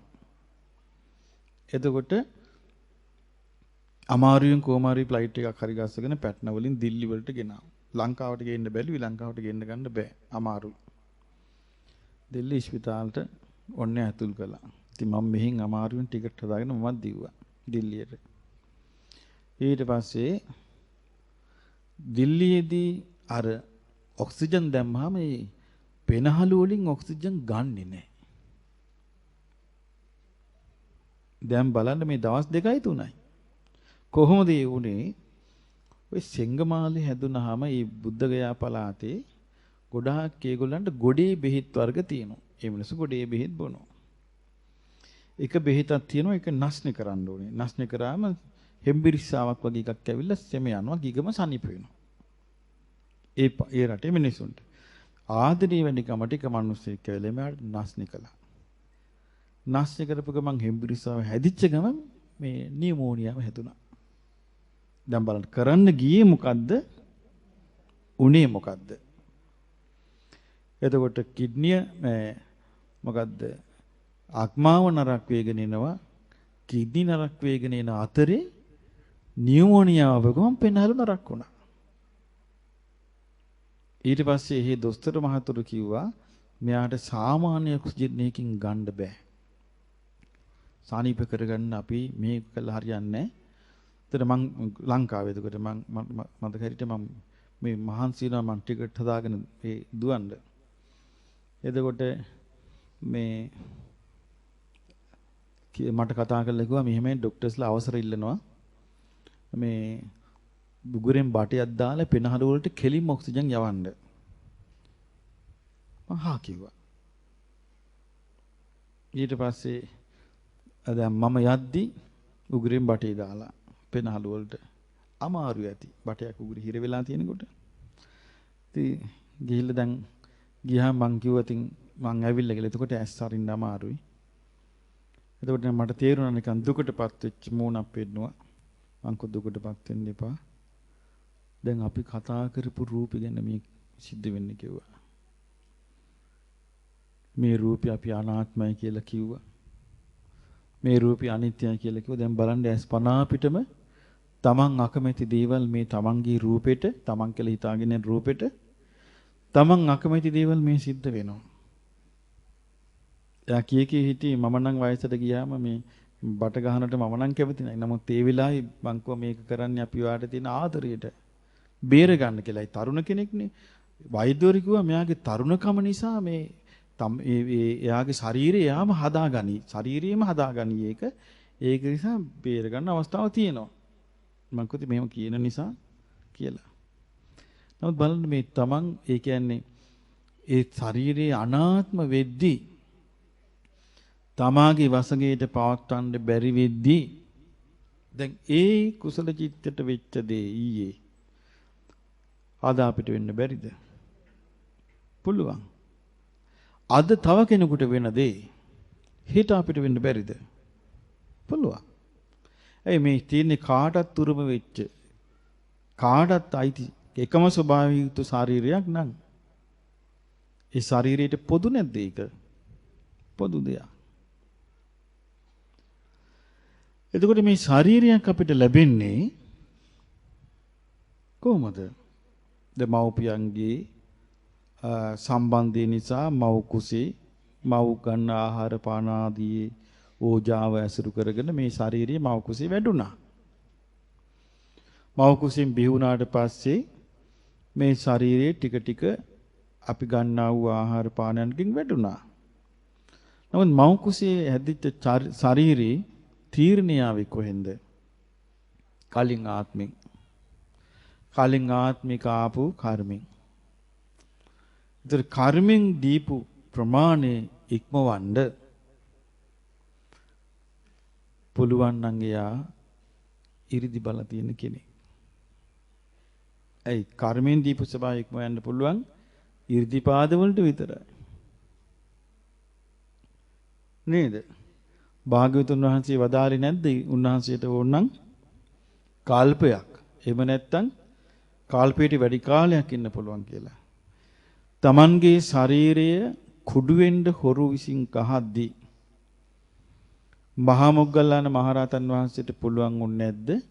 නැවත ප්‍රකෘතිමත් කරගෙන බුදුජානන් වහන්සේ ළඟට වඩින්න. ඒ ඉර්ධිපාද බලය. එහෙම ඉර්ධිපාදයක් නැති කෙනෙකුට මේ ස්වභාවය ඉක්මව යන්න බෑ. එතකොට බුදුරජාණන් මේ සාරිපුත්ත මහරහතන් වහන්සේ වදාලා මේ ශරීරයට මෙහෙම වෙද්දි ශරීරය ගැන මමය මාගේය කියලා මුල් බැසගෙන ඉන්න කෙනාට ශරීරයට নানা ප්‍රකාර දුක් පීඩා ලැබෙද්දී එයා ඒ ශරීරයම වැළඳ ගන්නවා කියනවා. කොහොමද වැළඳගන්නේ? මම ඇයි මට මෙහෙම උනේ? මම කාටවත් වරදක් කළාද? මම දන්න කාලෙක කාටවත් එහෙම කළේ නෑ කිය අඳෝනා කියනවා නෙවෙයිද? කියනවා. වේදනං අත්තනෝ සමනුපස්සිතී. කය විතර නම් මද විඳින දේවලුත් සැප විඳිනවා. දුක් විඳිනවා. සැප දුක් රහිත උපේක්ෂාව විඳිනවා. ඒකත් එයා ගන්නවා මම කියලා. වේදනාව තමා කියලා ගන්නවා. වේදනාත්සු සමනුපස්සති. වේදනාවන්තං වාත්තං. තමා කියන්නේ විඳින දෙයින් හැදුණු දෙයක් කියලා හිතනවා. එහෙම නැත්නම් අත්නිවා වේදනං. තමා තුල තමයි මේ විඳීම තියෙන්නේ කියලා ගන්නවා. එහෙම නැත්නම් වේදනාය වාත්තානං. විඳීම තුල තමයි තමන් ඉන්නේ කියලා ගන්නවා. ඊට පස්සේ මේ විඳීම මම, විඳීම මගේ කියලා ගන්නවා. හැබැයි මේ වේදනාවේ ස්වභාවය මොකද්ද? විපරිණාමය. වෙනස් වෙවි යනවා. මේ වේදනාව වෙනස් වෙද්දී එයා මගේ කියලා ගත්ත එකනේ දැන් වෙනස් වෙන්නේ. ඊට පස්සේ මොකද වෙන්නේ? අනේ මට වේදනයි. මගේ මේ කායික නැත්නම් මානසික වේදනාවක් නැති වෙන්නේ නැහැ. ඇයි මේක මට මෙහෙම වුනේ කියලා වැළපෙනවද නැද්ද? වැළපෙනවා. ඊළඟට බුදුරජාණන් මේ සාරිපුත්ත මහ රහතන් වහන්සේ වදාලා සංඥාව. සංඥාව කිව්වේ. ඔව් දැන් මේ ඔක්කොම සංඥා. ඔන්න දැන් අපි ඇස් දෙකෙන් සංඥා ගන්නවා. ඊළඟට කන් දෙකෙන් සංඥා ගන්නවා. ශබ්ද සංඥා. නාසයෙන් සංඥා ගන්නවා. දිවෙන් රස සංඥා ගන්නවා. ස්පර්ශ සංඥා ගන්නවා. කයින් හිතෙන් මේ ඔක්කොම හදලා ගන්නවා. සංඥා. මේ සංඥාවත් තමා කියලා කෙනෙක් අසුත පුතඥයා ගන්නවා. එහෙම නැත්නම් ගන්නවා මේ සංඥාවෙන් තමයි තමා හැදිලා තියෙන්නේ කියලා. එහෙම නැත්නම් ගන්නවා ඔව් තමා තුළ තමයි සංඥාව තියෙන්නේ කියලා ගන්නවා. එහෙම නැත්නම් සංඥාව තුළ තමයි තමන් ඉන්නේ කියලා ගන්නවා. එතකොට මේ එහෙම ගත්තාම ඊට පස්සේ ආ සංඥාව මගේ. එතකොට මොකද වෙන්නේ? ඕන්න දැන් එයා කෙට්ටු වෙනවා. එතකොට සංඥාව වෙනස් වුණා. වෙනස් වෙනවද නැද්ද? වෙනස් වුණා. හකු බහිනවා, දත් ගැලවිලා යනවා. සංඥා වෙනස් වෙනවද නැද්ද? වෙනස් වෙනවා. ඉතින් එහෙම වෙද්දී අනිත් අය කියන අනේ ඔයා ඉස්සරහම හිටි නෑනේ. මොකක් වුණාද ඔයාට? මෙයා ආයෙ හිතෙන් අඩා වැටෙනවා. අනේ මට මේ මොකක් හරි වෙලා එහෙනම්. මං ඉස්සර හොඳට හිටියලු. දැන් නැහැලු. කියලා ශෝකයටපත් වෙනවා. මේ සංඥාව. ඒතර සංඥාව වෙනස් වෙනකොට අඬන්න ගන්නවා, වැළපෙන්න ගන්නවා. අනේ ඉස්සර පේන්න හිටියා. දැන් නැහැ කියලා.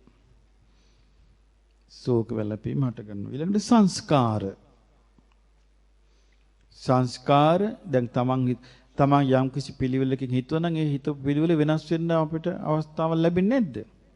ලැබෙනවා. එතකොට ඒක වෙනස් වෙලා යනවා. එකම විදිහට අපිට හිත ඉන්න අවස්ථාවක් මේ ලෝකේ නැහැ. එකම විදිහට යමක් රඳවා ගන්න මේ ලෝකේ කාටවත්ම කවදාවත් කොතනකදීවත් බෑ. එහෙම බෑ. එතකොට සංස්කාරයන් තමා හැටියට සලකනවා. එහෙම නැත්නම් තමා හැදිලා තියෙන්නේ සංස්කාරයන්ගෙන් කියලා.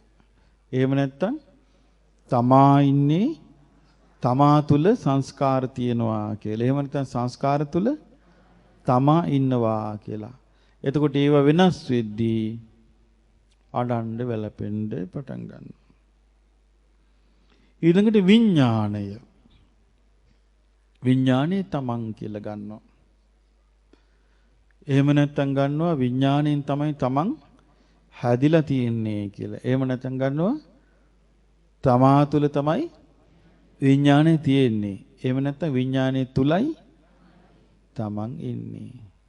දැන් ඔන්න කරුණු එකකට කීයක් තිබ්බද? එකකට 4යි. මොකද රූපය තමා කියලා ගන්නවා. එකයි. ඊළඟට රූපයෙන් හටගත්තු තමා ඉන්නවා කියලා ගන්නවා. දෙකයි. ඊළඟට තමා තුල රූපේ තියෙනවා කියලා ගන්නවා. තුනයි. රූපේ තුල තමා ඉන්නවා කියලා ගන්නවා. හත. ඒතකොට රූපෙට 4යි, වේදනාවට 4යි, සංඥාවට 4යි, සංස්කාරයට 4යි, විඥාණයට 4යි. එතකොට කී 4 5 කීයද? 20යි. ඒ 20ට කියනවා සක්කාය දිට්ඨිය. ඒ 20ටම කියන්නේ සක්කාය දිට්ඨිය. ඒ 20ෙම ඒ 20 ආකාරයෙන්ම කෙනෙකුගේ ජීවිතයේට ඒ ස්වභාවය හටගන්නේ නැත්තම් එයා මෙනෙහි කරද්දී යට හේතුඵලයක් පේනවා නම් සක්කාය දිට්ඨියෙන් නිදහස්. එතකොට බුදුරජාණන් මේ සාරිපුත්ත මහ රහතන් වහන්සේ ඒ ගෘහපතිට කියනවා නකුල පිටුට ගෘහපතිය ඕන්න උකටයි කියන්නේ කාය ලෙඩ වෙද්දී සිත ලෙඩ වෙනවා කියලා. දැන් බලන්න සාමාන්‍යයෙන් දුක් වේදනා ගැන අපි නිකන් මෙහෙම ගමු. අම්මා කෙනෙකුට උන දරුවෙක් ලැබෙන්න ඉන්නවා. එතකොට දොස්තර ක්ලිනික් යනවා. ගියාම මේ දොස්තර මහතුරු කියනවා දැන් හරි දැන් ලබන සුමානේ බලාපොරොත්තු වෙන්න කියනවා. ලබන බදාද වෙනකොට බබා ලැබෙන්න බලාපොරොත්තු වෙන්න කියනවා. දැන් බලාපොරොත්තු වෙලා ඉන්නවා බදාද. බබා හම්බ වෙන්නේ නැහැ. දැන් නම් මේ කාලේ නම් ඉතින් දැන් සීසර් කරලා ගන්න පුළුවන් නේ. ඒ කාලේ එහෙම එකක් නැහැ. දැන් බලාපොරොත්තු වෙන්න බබා හම්බ වෙන්නේ නැහැ. උන් දැන් සතියක් පහ වුණා. බබා හම්බ වෙන්නේ නැහැ. දැන් ඔන්න මාස 11ක් වුණා. බබා හම්බ වෙන්නේ නැහැ. දැන් මව කුසීම අවුරුද්දක් වුණා. බබා හම්බ වෙන්නේ නැහැ.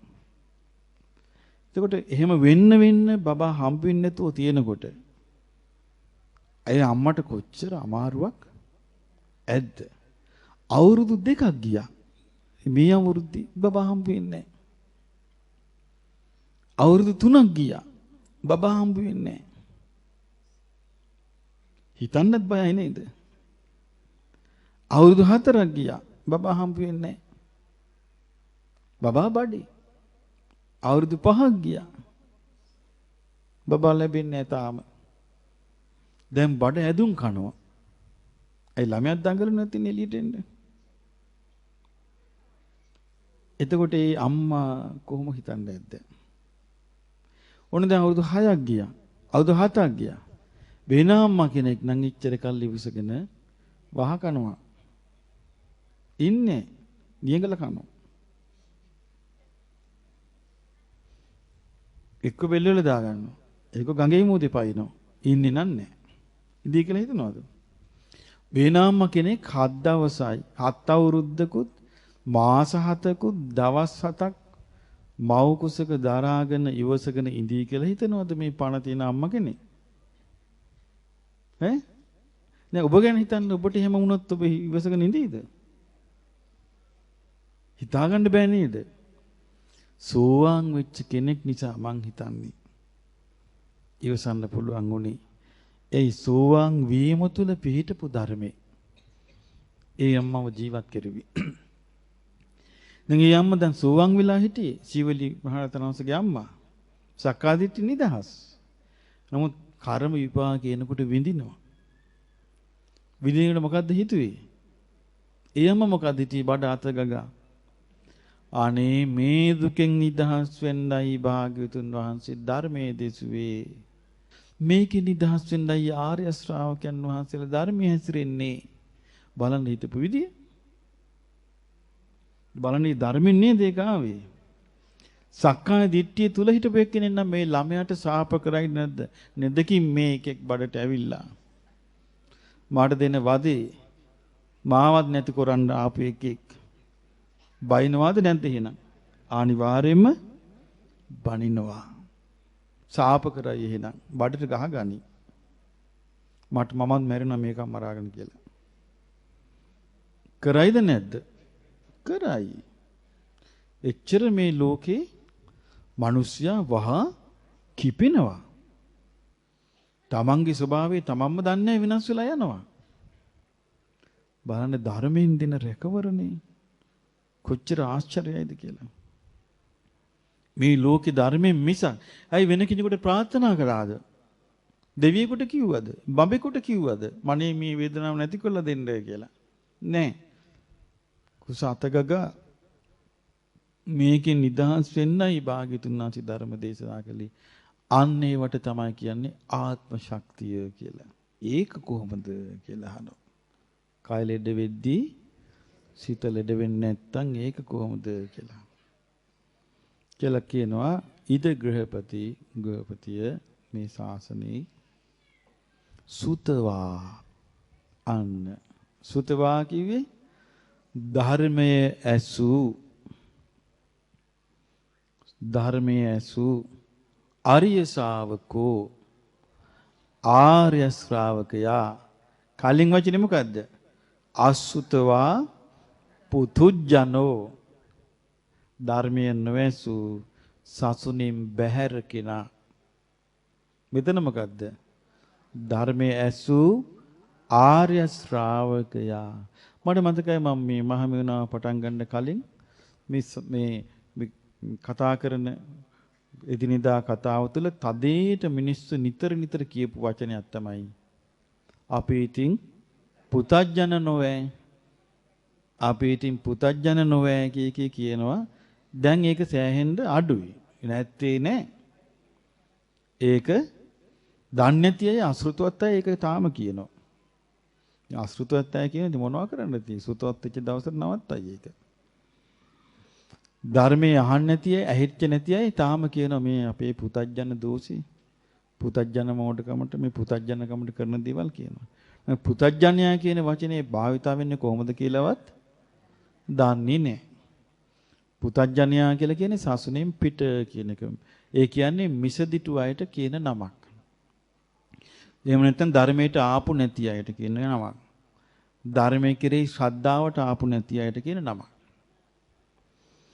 එතකොට ඒගොල්ලෝ කියා ගන්නවා. අපි ඉතින් පුතඥන. එතකොට බලන්න හිතලා අපේ රටේ ආර ශාසනය පරිහානියටපත් වුණානේ අවුරුදු 800කට කලින්. කාලිංග මාගගේ ආක්‍රමණයෙන් ශාසනය පරිහානියටපත් උනේ. ඒ පත්විච්ච පත්වීම බේරන්න පුළුවන්. ඒ කියන්නේ ඉතින් නගා හිටවන්න පුළුවන් කෙනෙක් පහළ වුණේ. ඒ නිසා ඒ විවහාර, ඒ කතාබහ ඒ විදිහටම ආවා. නමුත් මේ බුද්ධ දේශනාවේ පැහැදිලිව තියෙනවා ඒ වෙනස් වෙන ඕන තැන්. ඒක දන්නේ. ඉද ගෘහපතිය සුතවා ආර්ය ශාවකෝ ඇසු ධර්මයේ ඇසු ආර්ය ශ්‍රාවකයා. එතකොට දැන් ධර්මයේ ඇසු කෙනෙකුට ආර්ය ශ්‍රාවකයා කියලා කියන්න පුළුවන්. හැබැයි මෙතන ආර්ය ශ්‍රාවකයා කියන එක පාවිච්චි කළේ සෝවාන් එක්කෙනාට. මේකේ ශ්‍රද්ධාවට පත්වෙච්ච එක්කෙනා ශ්‍රද්ධානුසාරී නෙමෙයිද? ශ්‍රද්ධානුසාරීවත් වෙන්න ඕනේ. පුතඥන භාවයෙන් මිදෙන්න නම් දැන් එහෙමනේ ශ්‍රද්ධානුසාරීවත් වෙන්න බැරි වුණොත් පුතඥන භාවයෙන් මිදෙන්න බෑ. ඇයි Tamanට හානි කරන දේවල් තියෙන්නේ මේ ගස් ගල් වල නෙමෙයි. Taman තුලමයි. මෙච්චර කල් දීර්ඝ සංසාරේ ආත්මෙන් ආත්මය අපිව නිරේට ගෙනිච්චේ, ප්‍රේත ලෝකෙට ගෙනිච්චේ, තිරිසන් අපායේ පැද්දෙව්වේ, අපායෙන් අපායට ගෙනිච්චේ මේ ඇතුලේ තියෙන බඩු ටිකමයි නේද? ඇතුලෙමයි තියෙන්නේ ඔක්කොම. ඒව වෙලාවට ඒවි. ඒ නිසා මේ අවස්ථාවේ මේ බේරිලා ඉන්නවා. නමුත් ඊතුරු සෙල්ලම් ටික ඔක්කොම ඇතුලේ නිදි. වෙලාවට නැගිටි. එදාට කවුරුත් නැහැ. වෙලාවට අකුසල් මතුවලා තමන්ව නිරේ ගෙනිච්චොත් කවුරුත් ඉන්නවද තමන්ට? කවුරුත් නැහැ. ඇයි ඉෂ්ට දේවතාවුන්ටත් කරන්න බෑ. ඇයි හේතුව? තමන්ගේම කර්මයක් නම් බේරන්න පුළුවන්ද? බෑනේ. ඉතින් ඒ නිසා ඒ බඳු ලෝකෙක මේ බුදුරජාණන් වහන්සේගේ ධර්මය අහලා සද්ධානුසාරීවත් වුණොත් ආයේ දෙවියන් අතරටවත් පැනගත හැකියි. නැත්තම් ඒකත් නැහැ. ඒ ශ්‍රුතවත් ආර්ය ශ්‍රාවකයාගේ ස්වභාවය මොකද්ද? අරියාණං දස්සාවි ආර්යයන් හඳුනයි. ආර්ය ධම්මස්ස කෝවිදෝ ආර්ය ධර්මයට දක්ෂයි. ආර්ය ධම්මේ සුවිනීතෝ ආර්ය ධර්මේ හොඳින් හික්මුණු කෙනෙක්. සත්පුරුෂානං දස්සාවි සත්පුරුෂයන් දන්නවා අඳුනනවා. සත්පුරුෂ ධම්මස්ස කෝවිදෝ සත්පුරුෂ ධර්මයට දක්ෂයි. සත්පුරුෂ ධම්මේ සුවිනීතෝ සත්පුරුෂ ධර්මේ හික්මනෝ කෙනෙක්. ඒකිනා න රූපං අත්තතෝ සමනුපස්සති රූපේ තමා වශයෙන් දකින්නේ. එහෙනම් මොකද්ද සත්පුරුෂ ධර්මයේ එතන තියෙන? කලින් රූපේ තමා වශයෙන් දැක්කා. දැන් මෙතන රූපේ තමා වශයෙන් දකින්නේ. මොකක්ද එතන තියෙන සත්පුරුෂ ධර්මය? රූපේ යථා ස්වභාවය උගන්වන ධර්මය. රූපේ යථා ස්වභාවය උගන්වනවා දෙක සත්පුරුෂ ධර්මයක්. ඒ රූපේ යථා ස්වභාවය ඉගෙන ගැනීමෙන් නේද රූපේ තමා වශයෙන් ගන්න නැත්තේ. මොකද්ද රූපේ? පඨවි ධාතු, ආපෝ ධාතු, තේජෝ ධාතු, වායෝ ධාතු. මොනවද මේ පඨවි ධාතුව කියලා බුදුරජාණන් වහන්සේ උගන්වන්නේ? කෙස්, ලොම්, නියපොතු, දත්, සම, මස්, නහර, ඇට, ඇටමිදුළු, වකුගඩු, හදවත, අක්මාව, බඩදිව, දලබුව, කුඩා බඩවැල, මහා බඩවැල මෙව්වා. අසුචි. දැන් මේවා නෙමෙයිද මේ රූපේ තියෙන්නේ පඨවි ධාතුවේ හැටියට. මේවා නේද කෙනෙකුගේ නරක වෙලා යන්නේ. දැන් මේවෙන් යුක්ත එකනේ තමන් කියලා ගන්න අපි. ආන් ඒක එහෙම නෙමෙයි කියලා හොඳට හික්මුණා නම් යා රූපේ තමා වශයෙන් දකින්නේ න රූපං අත්තතෝ සමනුපස්සති. පඨවි ධාතුව ඊළඟට ආපෝ ධාතුව පිත සෙම සරව ලේ දහඩිය තෙල් මන්ද කෙල සොටු සඳ මිදුළු මුත්‍රා මේව ආපෝ ධාතු වැගිරිලා යන දේවල්. තේජෝ ධාතු ඇඟේ තියෙන රස්නේ ගතිය උණුසුම් ගතිය ඊළඟට දිරවන ගතිය මේවා. වායෝ ධාතු උගුරට එන වාතය පසුපසින් යන වාතය ඇඟ පුරා තිබෙන වාතය ආස්වාද ප්‍රස්වාස ආදී මේ සමූහේ නේද අපි මම කියලා ගත්තේ තමා කියලා ගත්තේ. ඉතින් මේක තමා නෙවෙයි කියලා න රූපං අත්තතෝ සමනුපස්සති. මේ රූපේ තමා නොවේයි කියලා එයාට තේරෙනවා නම් න රූපවන්තං වාත්තාන සමනුපස්සති. රූපයෙන් හටගත්තු තමා කියලා එකක් දකින්නේ නැහැ. න අත්තනිවා රූපං සමනුපස්සති. මේ තමා කියලා කෙනෙක් තුල මේ රූපේ තියෙන්නේ කියලා දකින්නේ නැහැ. න රූපස්මින් වාත්තාන සමනුපස්සති. මේ රූපේ තුල තමා කියලා කෙනෙක් ඉන්නවා කියලා දකින්නේ නැහැ. එන රූපේ ස්වභාවය මොකද්ද? ආහාර සමුදයා රූප සමුදයෝ. ඒ උපකාරක ප්‍රත්‍යයන්ගෙන් රූපේ සකස් වෙනවා. ඒ උපකාරක ප්‍රත්‍ය නැති වුණාම රූපේ නැති වෙලා යනවා. එතකොට මේ නැති වෙලා යන ස්වභාවයේ රූපේ තියෙනවා. එතකොට ඒක හොඳට තේරුණාම යා ඒ රූපේට එහෙම වෙනකොට මේ රූපේ මම මගේ කියලා ගන්නෙ නැහැ. ඒතර මමයේ මගේ කියලා ගන්නෙ නැති රූපෙත් අර විදිහටම නැසී වෙනසී යනකොට හඬා වැළපෙන්නේ නැතුව ඉන්නවා කියනවා. ශෝක වැළපීම් දුක් දුම්නස් නැතුව ඉන්නවා කියනවා. අනේ මේ රූපේ මොනවා කරන්නද මෙහෙම නැති වෙලා යනවා නේ කියලා. සාරිපුත්ත මහරහතන් වහන්සේ පිරිනිවන් පෑවා. පිරිනිවන් පෑවහම උන්වහන්සේගේ පාත්‍රේ උන්වහන්සේගේ දෙපට සිවුරයි අනුරුද්ධ මහරහතන් වහන්සේ අරගෙන වැඩියා. බුදුරජාණන් වහන්සේට ඉස්සරහෙන් තිබ්බා. තියලා කිව්වා ස්වාමීනි සාරිපුත්තයන් වහන්සේ පිරිනිවන් පෑවා. උන්වහන්සේගේ පාත්‍රයේ මේ ඒ වෙද්දි සෝතාපන්න වෙච්ච කෙනෙක් ආනන්දයන් වහන්සේ. ආනන්දයන් වහන්සේ කියනවා අනේ ස්වාමීනි සාරිපුත්තයන් වහන්සේ පිරිනිවන් පෑවා කියලා ඇහෙනකොට මගේ පපුව හිර වුණා කිව්වා. මට එකපාරටම මේ දිශාව පේන්නේ නැතුව ගියා කිව්වා. මට මොකද්ද වුණා කිව්වා. බුදුජන් වහන්සේ අහනවා ආනන්දය සාරිපුත්තයන් වහන්සේ ඔබේ සීලිත් අරන් ගියාද පිරිනිවන් පාද්දී? ඔබේ සමාධියත් අරගෙන ගියාද? ඔබේ ප්‍රඥාව අරන් ගියාද කියලා. ඒ අර ශෝකේ නැතිකරන්න සිහියේ පැද්දෙව්වා.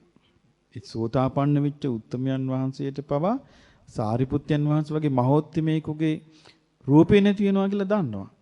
එතනදී මොකද්ද උනේ? උන්වහන්සේගේ ගුණ සම්පත් සිහි කළේ.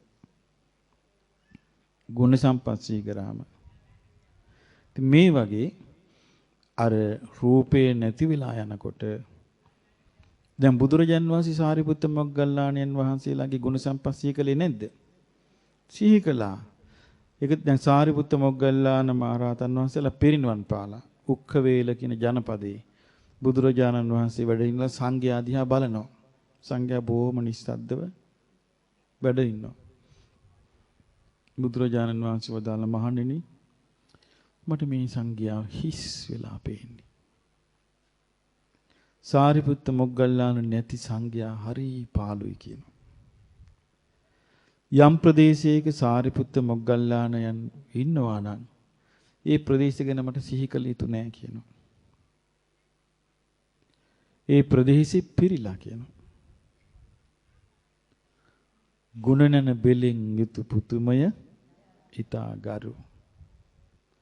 එතකොට ඒ සාරිපුත්ත මොග්ගල්ලාණන්ගේ ඒ ගුණ සම්පත් සිහි කළේ.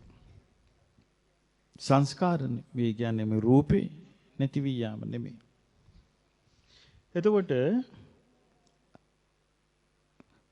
සාරිපුත්යන් වහන්සේ වදාලා ගෘහපතිය මේ විඳීම වේදනා සැප වේදනා දුක් වේදනා උපේක්ෂා වේදනා තමා හැටියට දකින්නේ නැහැ. ඇයි වේදනා තමා හැටියට දකින්නේ නැත්තේ? සෘතවත් ආර්ය ශ්‍රාවකයා. සත්පුරුෂ ධර්මයක හික්මිලා. මොකක්ද මේ සත්පුරුෂ ධර්මයේ? රූපී යථා ස්වභාවය දැක්ක එක තමයි කලින්. දැන් මේ වේදනාව ඇයි ගන්න නැත්තේ එහෙම? වේදනාවේ යථා ස්වභාවය දැනගන්නා ධර්මයේ තමයි සත්පුරුෂ ධර්මය. මොකක්ද මේ සත්පුරුෂ ධර්මය? ඇස අනිත්‍යයි කියලා දැනගන්නවා. ඊළඟට ඇසට පෙනෙන රූප අනිත්‍යයි කියලා දැනගන්නවා. ඊළඟට ඒ ධර්මය අහලා තියෙනවා. ඇස අනිත්‍යයි කියලා ධර්මයක් අහලා තියෙනවා. ඇසට පෙනෙන රූප අනිත්‍යයි කියලා ධර්මයක් අහලා තියෙනවා. ඇසේ උපදින විඥානය අනිත්‍යයි කියලා ධර්මයක් අහලා තියෙනවා. ඇහැයි රූපයයි විඥානයයි එකතු වීම නම් වූ ස්පර්ශය අනිත්‍යයි කියලා ධර්මයක් අහලා තියෙනවා. ස්පර්ශයෙන් හටගන්න යම් විඳීමක් ඇද්ද? ඒ අනිත්‍ය වූ ස්පර්ශයෙන් හටගන්න විඳීමත් අනිත්‍යයි කියලා ධර්මයක් අහලා තියෙනවා. ඒක තමයි සත්පුරුෂ ධර්මය. ඒ සත්පුරුෂ ධර්මයේ තුල හික්මෙන නිසා එයා වේදනාව අවබෝධ කරනවා. වෙන ක්‍රමයක් තියනවද? නැහැනේ. ඉතින් බුදු දේශනා විස්තර වෙන්නේ එහෙමයි. ඒතර ඇහි ස්පර්ශය, කනේ ස්පර්ශය, නාසයේ ස්පර්ශය, දිවේ ස්පර්ශය, කයේ ස්පර්ශය, මනසේ ස්පර්ශය. එතකොට මේ ස්පර්ශය දක්වා මේ සියලු විස්තර බුදුරජාන් වහන්සේ නෙමෙයිද කියලා දුන්නේ. මේක දන්නේ නැති එක්කෙනා වේදනාව වෙනකොට ගන්නෙ කොහොමද? තමා කියලා. දැන් මේ තමා කියලා ගන්නෑ. ඒ හික්මිලා. එයා දකින්නේ ස්පර්ශයෙන් හට ගන්න වේදනාව ස්පර්ශي නැති වෙනකොට නැති වෙලා යනවා. ස්පර්ශයේ වෙවි තියෙනකන් තියෙනවා. ස්පර්ශ වෙවි තියෙන එක නැති වුනහම ස්පර්ශේ නිරෝධා වේදනා නිරෝධ නැති වෙලා යනවා. ඉතින් මේක හික්මින් එක්කෙනා හික්මනෝ එක්කෙනා විදීම තමා කියලා ගන්නෙ නැහැ. ඊළඟට විදීමෙන් හටගත්තු තමා ඉන්නවා කියලා ගන්නෙ නැහැ. තමා තුළ විදීම හට ගන්නවා කියලා ගන්නෙ නැහැ. විදීම තුළ තමන් ඉන්නවා කියලා ගන්නෙ නැහැ. විදීම මම මගේ කියලා ගන්න නැති නිසා මොනාකාරයෙන් විදීමක් ඇවිල්ලා ඇති වෙනවා නැති වෙනවා. සැප විදීම එනවා ඇති වෙනවා නැති වෙනවා. ස්පර්ශයේ ප්‍රත්‍යයෙන් සැප විදීම එනවා. ඒ සැප විදීම උපද්දවපු ස්පර්ශය නැති වෙනකොට සැප විදීම නැති වෙනවා. ස්පර්ශයේ ප්‍රත්‍යයෙන් දුක් විදීම එනවා. දුක් විදීම උපද්දවන ස්පර්ශය නැති වුණාම දුක් විදීම නැති වෙනවා. ස්පර්ශයේ ප්‍රත්‍යයෙන් උපේක්ෂාව වෙනවා. උපේක්ෂා උපද්දවපු ස්පර්ශය නැති වුණාම නැති. මෙහෙම වෙනකොට ගන්නෙ නැහැ ඒක. එතකොට වේදනාව නැති වෙද්දී මෙයා හිත ලෙඩ කරගන්න නැතුව ඉන්නවා. ඊළඟට සංඥාව තමා වශයෙන් නොදකින්න නම් සත්පුරුෂ ධර්මයේ මොකක්ද එතන තියෙන? ස්පර්ශයේ යථාර්ථය පෙන්වීම. ඒ ස්පර්ශයෙන්මයි සංඥාවට ගන්නෙ. එතකොට සංඥාවක් තමා කියලා දකින්නේ සංඥාවෙන් හටගත්තු තමෙක් දකින්නේ තමා තුළ සංඥාව තියෙනවා කියලා දකින්නේ සංඥාව තුළ තමා ඉන්නවා කියලා දකින්නේ. එතකොට සංඥාව අනිත්‍ය වෙද්දී හිත ලෙඩ නොවි ඉන්නවා. ඊළඟට සංස්කාර හටගන්නේ ඒති ස්පර්ශ ප්‍රත්‍ය. දැන් බලන්න සත්පුරුෂ ධර්මය කියන්නේ මොකක්ද කියලා. එතකොට සත්පුරුෂ ධර්මය කියලා මේ බුදුරජාණන් වහන්සේ පෙන්වා දුන්න මේ චතුරාර්ය සත්‍ය නේද? දුක්ඛාරි සත්‍ය මේ විස්තර වෙන්නේ. දුක්ඛ සමුදය ආරි සත්‍ය. දුක්ඛ නිරෝධේ නිරෝධගාමිනී ප්‍රතිපදා. මේව තමයි සත්පුරුෂ ධර්මයේ. එතකොට සංස්කාර තමා කියලා ගන්නෑ. සංස්කාරයෙන් හටගත්තු තමා ඉන්නවා කියලා ගන්නෑ. තමා තුළ සංස්කාර තියෙනවා කියලා ගන්නෑ. සංස්කාර තුළ තමන් ඉන්නවා කියලා ගන්නෑ. එතකොට සංස්කාර නැති වෙද්දී දැන් අපි ගත්තොත් පුණ්‍ය සංස්කාර. දැන් අපි පින් රැස් කරනවා. මේ පුණ්‍ය සංස්කාර අපිට පුළුවන් ද හැමදේම රඳවාගෙන ඉන්න? බෑ. දැන් මනුස්ස ලෝකෙට අපි පුණ්‍ය සංස්කාරයකින් මේ සංස්කාරය ඇති වෙලා නැති වෙලා යනවද නැද්ද? අපි චේතනාව පහල කරලා යම් කිසි දෙයක් රැස් කරනවා. ඒක නැති වෙලා යනවද නැද්ද? නැති වෙලා යනවා. හැමදේම. දැන් ආස්වාස ප්‍රස්වාස කාය සංස්කාර. මේව නැති වෙලා යනවද නැද්ද? නැති වෙලා යනවා. හැමදේම. ඊළඟට විඥාණය තමා කියලා ගන්නෑ. විඥාණී තමා කියලා නොගන්න නම් එයා එතනදී ඉගෙනගෙන තියෙන්න ඕනේ සත්පුරුෂ ධර්මයේ කුමක්ද? නාම රූපේ යථා ස්වභාවය. ඒ විඥානයේ ඇත්ත ස්වභාවය පෙන්වන්නේ නාම රූපෙන්. ඒ නාම රූප ප්‍රත්‍යයෙන් තමයි විඥානයට ගන්නෙ. එතකොට බලන්න බුද්ධ දේශනාවේ මේවා නැද්ද? මේවා බුද්ධ දේශනාව විතාම පැහැදිලිව විස්තර වෙනවා. එතකොට බුදුරජාණන් වහන්සේ වදාළ විඥානයේ ක්‍රියාකාරීත්වය මොකක් වගේද? මායාකාරී විඥාණය වැඩ කරන්නේ මොන විදියටද? ආහාරයක් හැටියට වැඩ කරනවා. බීජයක් හැටියට වැඩ කරනවා. ආහාරයක් හැටියට මොකද කරන්නේ? විඥාණය පෝෂණයක් දෙනවා. බීජයක් හැටියට මොකද කරන්නේ? පැලවෙනවා. දැන් ඔන්න කලින් ආත්මේ මෙරිලා අපේ විඥානේ අපි කියලා සලකන විඥානේ චුත වුණා. චුත වෙලා ඔන්න මව කුසක පිළිසිඳ ගත්තා. ඔන්න පැලුණා. ඒ පැලවිච්ච විඥාණයෙන් ගහ හැදුන්නේ දැස කන නාසය දිවකය මනස. දැන් මේ ඇස කන නාසය දිවකය මනස කියන ඵලේ මේ හිතවිච්ච පැලේ තුල දැන් ඇහිතර විඥානේ පැලවිවි තියෙනවා. කනෙත් පැලවිවි තියෙනවා. නාසයේත් පැලවිවි තියෙනවා. දිවෙත් පැලවිවි තියෙනවා. කයෙත් පැලවිවි තියෙනවා. මනසෙත් පැලවිවි තියෙනවා. බීජයක් වගේ. මේ පැලවෙන ස්වභාවයෙන් නැතු යන්නේ සියලු කෙලෙස් නැති වෙච්ච දවසට. එතෙක් මේ විඥානී ස්වභාවය පැලවිවි තියෙනවා. ඒතකොට විඥානී ස්වභාවය හේතු නිසා හටගත්තා. දැන් බීජයක ස්වභාවය. ඒතර බීජේ පැලවිවි තියෙන්නේ ඊට අදාළ කරුණු තියෙනකන් විතරයි. ඒ අදාළ කරුණු නැතුව දැන් අපි කියමු ගල් තලාවක් උඩට බීජය දැම්ම වැස්සකුත් නැහැ. මොකද වෙන්නේ බීජෙට? පෝෂණයක් ලබන්න මුකුත් සපෝට් එකක් බීජයට නැහැ. උදව්වක් නැහැ. එතකොට මොකද වෙන්නේ? ටික බීජ නැති ආර්ය අෂ්ටාංගික මාර්ගයෙන් කරන්නේ ඒකට උදව් කරන දේවල් ටික නැති කරන එකයි. උදව් කරන දේවල් ටික නැති කළා විමුක්තියට උදව් කරන දේවල් ටික ඇති කළා දෙනවා. සසරට උදව් කරන දේවල් ටික නැති කළා දෙනවා. විමුක්තියට උදව් කරන ටික ඇති කළා දෙනවා. හරි විශ්මේ ජනක දෙයක්. අම්මේ මෙහෙම දෙයක් හොයාගත්තා කියන්නේ. බුදු කෙනෙකුගේ මිසක් බුදු කෙනෙක් මිසක් මේ ලෝකේ වෙන කිසි කෙනෙකුට සිතන්නවා. කියන්නේ සිතනව නෙමෙයි ඒකට උපමාවක්වත් දෙන්න විශේෂ වෙන්නේ. ආන්න ඒක තමයි වචනේ. සිතනවත් නෙමෙයි. මේ ලෝකේ වෙන කිසි කෙනෙකුට මේ චතුරාර්ය සත්‍ය ස්වයම්බූ ඥානයකින් අරගෙන මේ අනිත්‍යයට කියනවා කියන එක විශේෂ වෙන කාරණයක් නෙවෙයි. බලන්න පසේ බුදුරජාණන් වහන්සේ නමකටවත් අනිත්‍යයට කියන්නේ ඒක විශේෂයක් බවට පත් වෙන්නේ නැහනේ. ඒක සම්මා සම්බුදු කෙනෙකුට විතරයි. ඉතින් ඒ නිසා විඥානයේ ස්වභාවය නාම රූප ප්‍රත්‍යයෙන් හටගන්න විඥානයේ නාම රූප නැතිවීමෙන් නැති විලා යනවා. ඉතින් මේ බීජයක් වගේ දැන් පග්ගුණ කියන හාමුදුරුව අහනවා බුදුරජාණන් වහන්සේගෙන් භාග්‍යවතුන් වහන්සේ මේ විඥානේ ආහාරයක් භාග්‍යවතුන් වහන්සේ මේ ආහාරය අනුභව කරන්නේ කවුද කියලා අහනවා. භික්ෂු ප්‍රශ්නේ වැරදි කියනවා.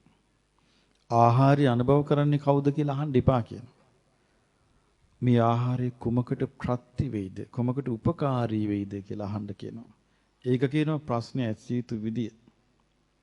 ආහාරය කුමකට ප්‍රත්‍ය වේද උපකාරී වේද විඥාණය කුමකට උපකාරී වේද විඥාන ආහාරය විඥානීය ආහාරය නැවත භවයකට උපකාරී වෙයි කියනවා. එතකොට නැවත භවයකට උපකාරී වෙවි තියෙන විඥානයක් තමයි මේ ඇහි තියෙන්නේ. නැවත භවයකට උපකාරී වෙවි තියෙන විඥානයක් තමයි මේ කනේ තියෙන්නේ. කනේ උපදින්නේ. නාසයේ උපදින්නේ, දිවේ උපදින්නේ, කයේ උපදින්නේ. දැන් නැවත භවයකට උපකාරී වෙන්නේ නැති විඥානයක් නම් භව නිරෝධයටපත් වෙච්ච ආහාර රහිත විඥානයක් නම් ඇහි උපදින්නේ. ආහාර රහිත විඥානයක් නම් තියෙන්නේ මොකද වෙන්නේ? පිරිනොම් පානවා. පැහැදිලිනේ මේ කියන එක. ආහාර සහිත වූ විඥානයක්. එතකොට මේකේ ස්වභාවය ප්‍රඥාවෙන් ගලපලා හඳුනගන්න තමයි ඒක තමයි සත්පුරුෂ ධර්මය. ආර්ය ධර්මය. ඒ ආර්ය ධර්මයේ හික්මෙන කෙනා විඥාණය තමා කියලා ගන්නෑ. ඊළඟට විඥාණයෙන් හටගත්තු තමා ඉන්නවා කියලා ගන්නෑ. තමා තුළ විඥාණය තියෙනවා කියලා ගන්නෑ. විඥාණය තුළ තමා ඉන්නවා කියලා ගන්නෙ නෑ. එතකොට විඥාණය නැති වෙලා යද්දී ඒක එතන ශෝක වැළපීම් දුක් දුම්නස් මුකුත් නෑ කියලා. එවං කෝ ගහපති ආතුර කායෝ අනාතුර චිත්තු. එතකොට තමයි ගෘහපතියේ කාය ලෙඩ වෙද්දී සිත ලෙඩ නොවි තියන්නේ කියනවා. දැන් බලන්න තරුණ කොළුවෙක් හිටියා. පැහැදුණු. මේ ළමයා ගොපල්ලෙක්. මේ ළමයා ගවයන් දක්කාගෙන යනවා. තමන්ගේ ඉස්සරහට එනවා මහා මොග්ගල්ලාන මහරහතන් වහන්සේ. උන්වහන්සේ දැකලා මේ ළමයා කල්පනා කරනවා අනේ මට දුර්ලභ අවස්ථාවක්. මට උන්වහන්සේලා කලින් මුණ ගැහිලා තියෙනවා මේ වගේ. මගේ ළඟ දෙන්න දෙයක් තිබුණේ නැහැ. අද මම පිට්ටුවක් අරන් ඇවිල්ලා තියෙනවා. මම මේක පූජා කරගන්න ඕනේ. අනේ ස්වාමින් වැඩ ඉන්න කියලා අර පිට්ටුව පූජා කළා. මහා මොග්ගල්ලාණන් වහන්සේ පාත්‍රයේ ඉස්සරහට ඇල්ලුවා පූජා කළා. උන්වහන්සේ වැඩියා. වැඩි දුරක් යන්න හම්බුන්නේ අර කොල්ල කෑ ගහගෙන වැටුණා. මහා මොග්ගල්ලාණන් වහන්සේ ආයෙත් ළඟට ආවා. ළමයා ළඟට. ආවහම කොල්ලා වැටලා ඉන්නවා. ඉතින් නාගෙක් ගියා. මොකද්ද උනේ? ණයා දාසට කළා. මේ කාලේ වුණා නම් අපි පාත්‍රයේ තියලා කවුරු හරි හොයාගෙන දුවන්න ඕනි. ඇයි මේ ළමයක් වටනා මෙයා බේර ගන්න වරිල්ලා කියලා.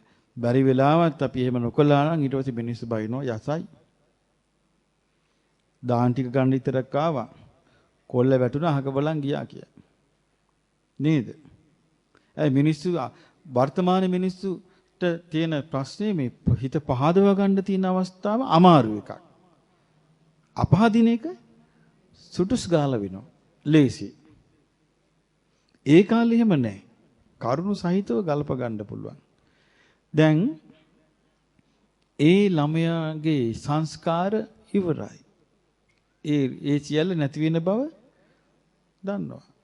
මුගලන් මහරහතන් වහන්සේ එතනට ඇවිල්ලා වාඩි වෙලා ළමයා ඉදිරියේ අර පිට්ටුව වළඳනවා.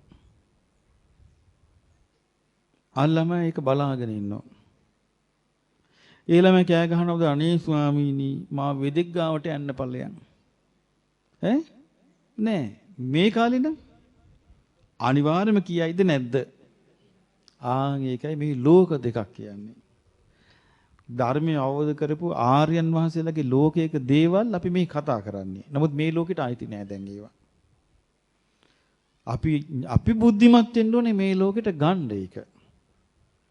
ඒ ලෝකෙන් ගිලිහිච්ච එකක්. මේ ලෝකෙට ගන්න අපිත් බුද්ධිමත් වෙන්න ඕනේ. එහෙම නැත්තම් බෑ.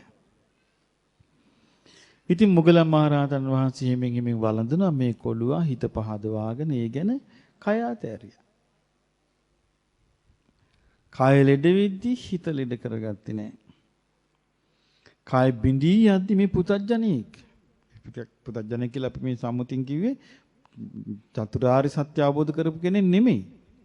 හිත පැහැදිච්ච කෙනෙක් මෙයා. සද්ධානුසාරී වුණා ඒ වෙලාව. හිත පහදවාගෙන මැරුණා.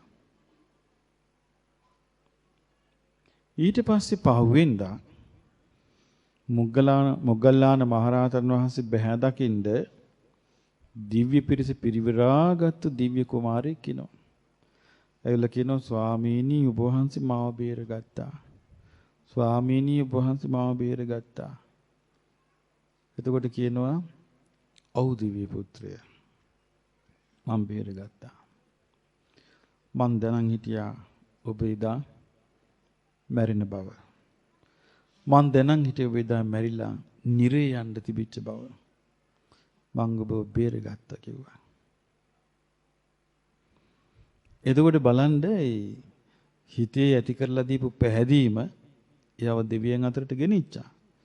ඊට පස්සේ මොග්ගල්ලාන මහරහතන් වහන්සේ ධර්මය ඇහුවා. ඊට පස්සේ දෙවිය මේ විද්දි මගපල් ලැබලා.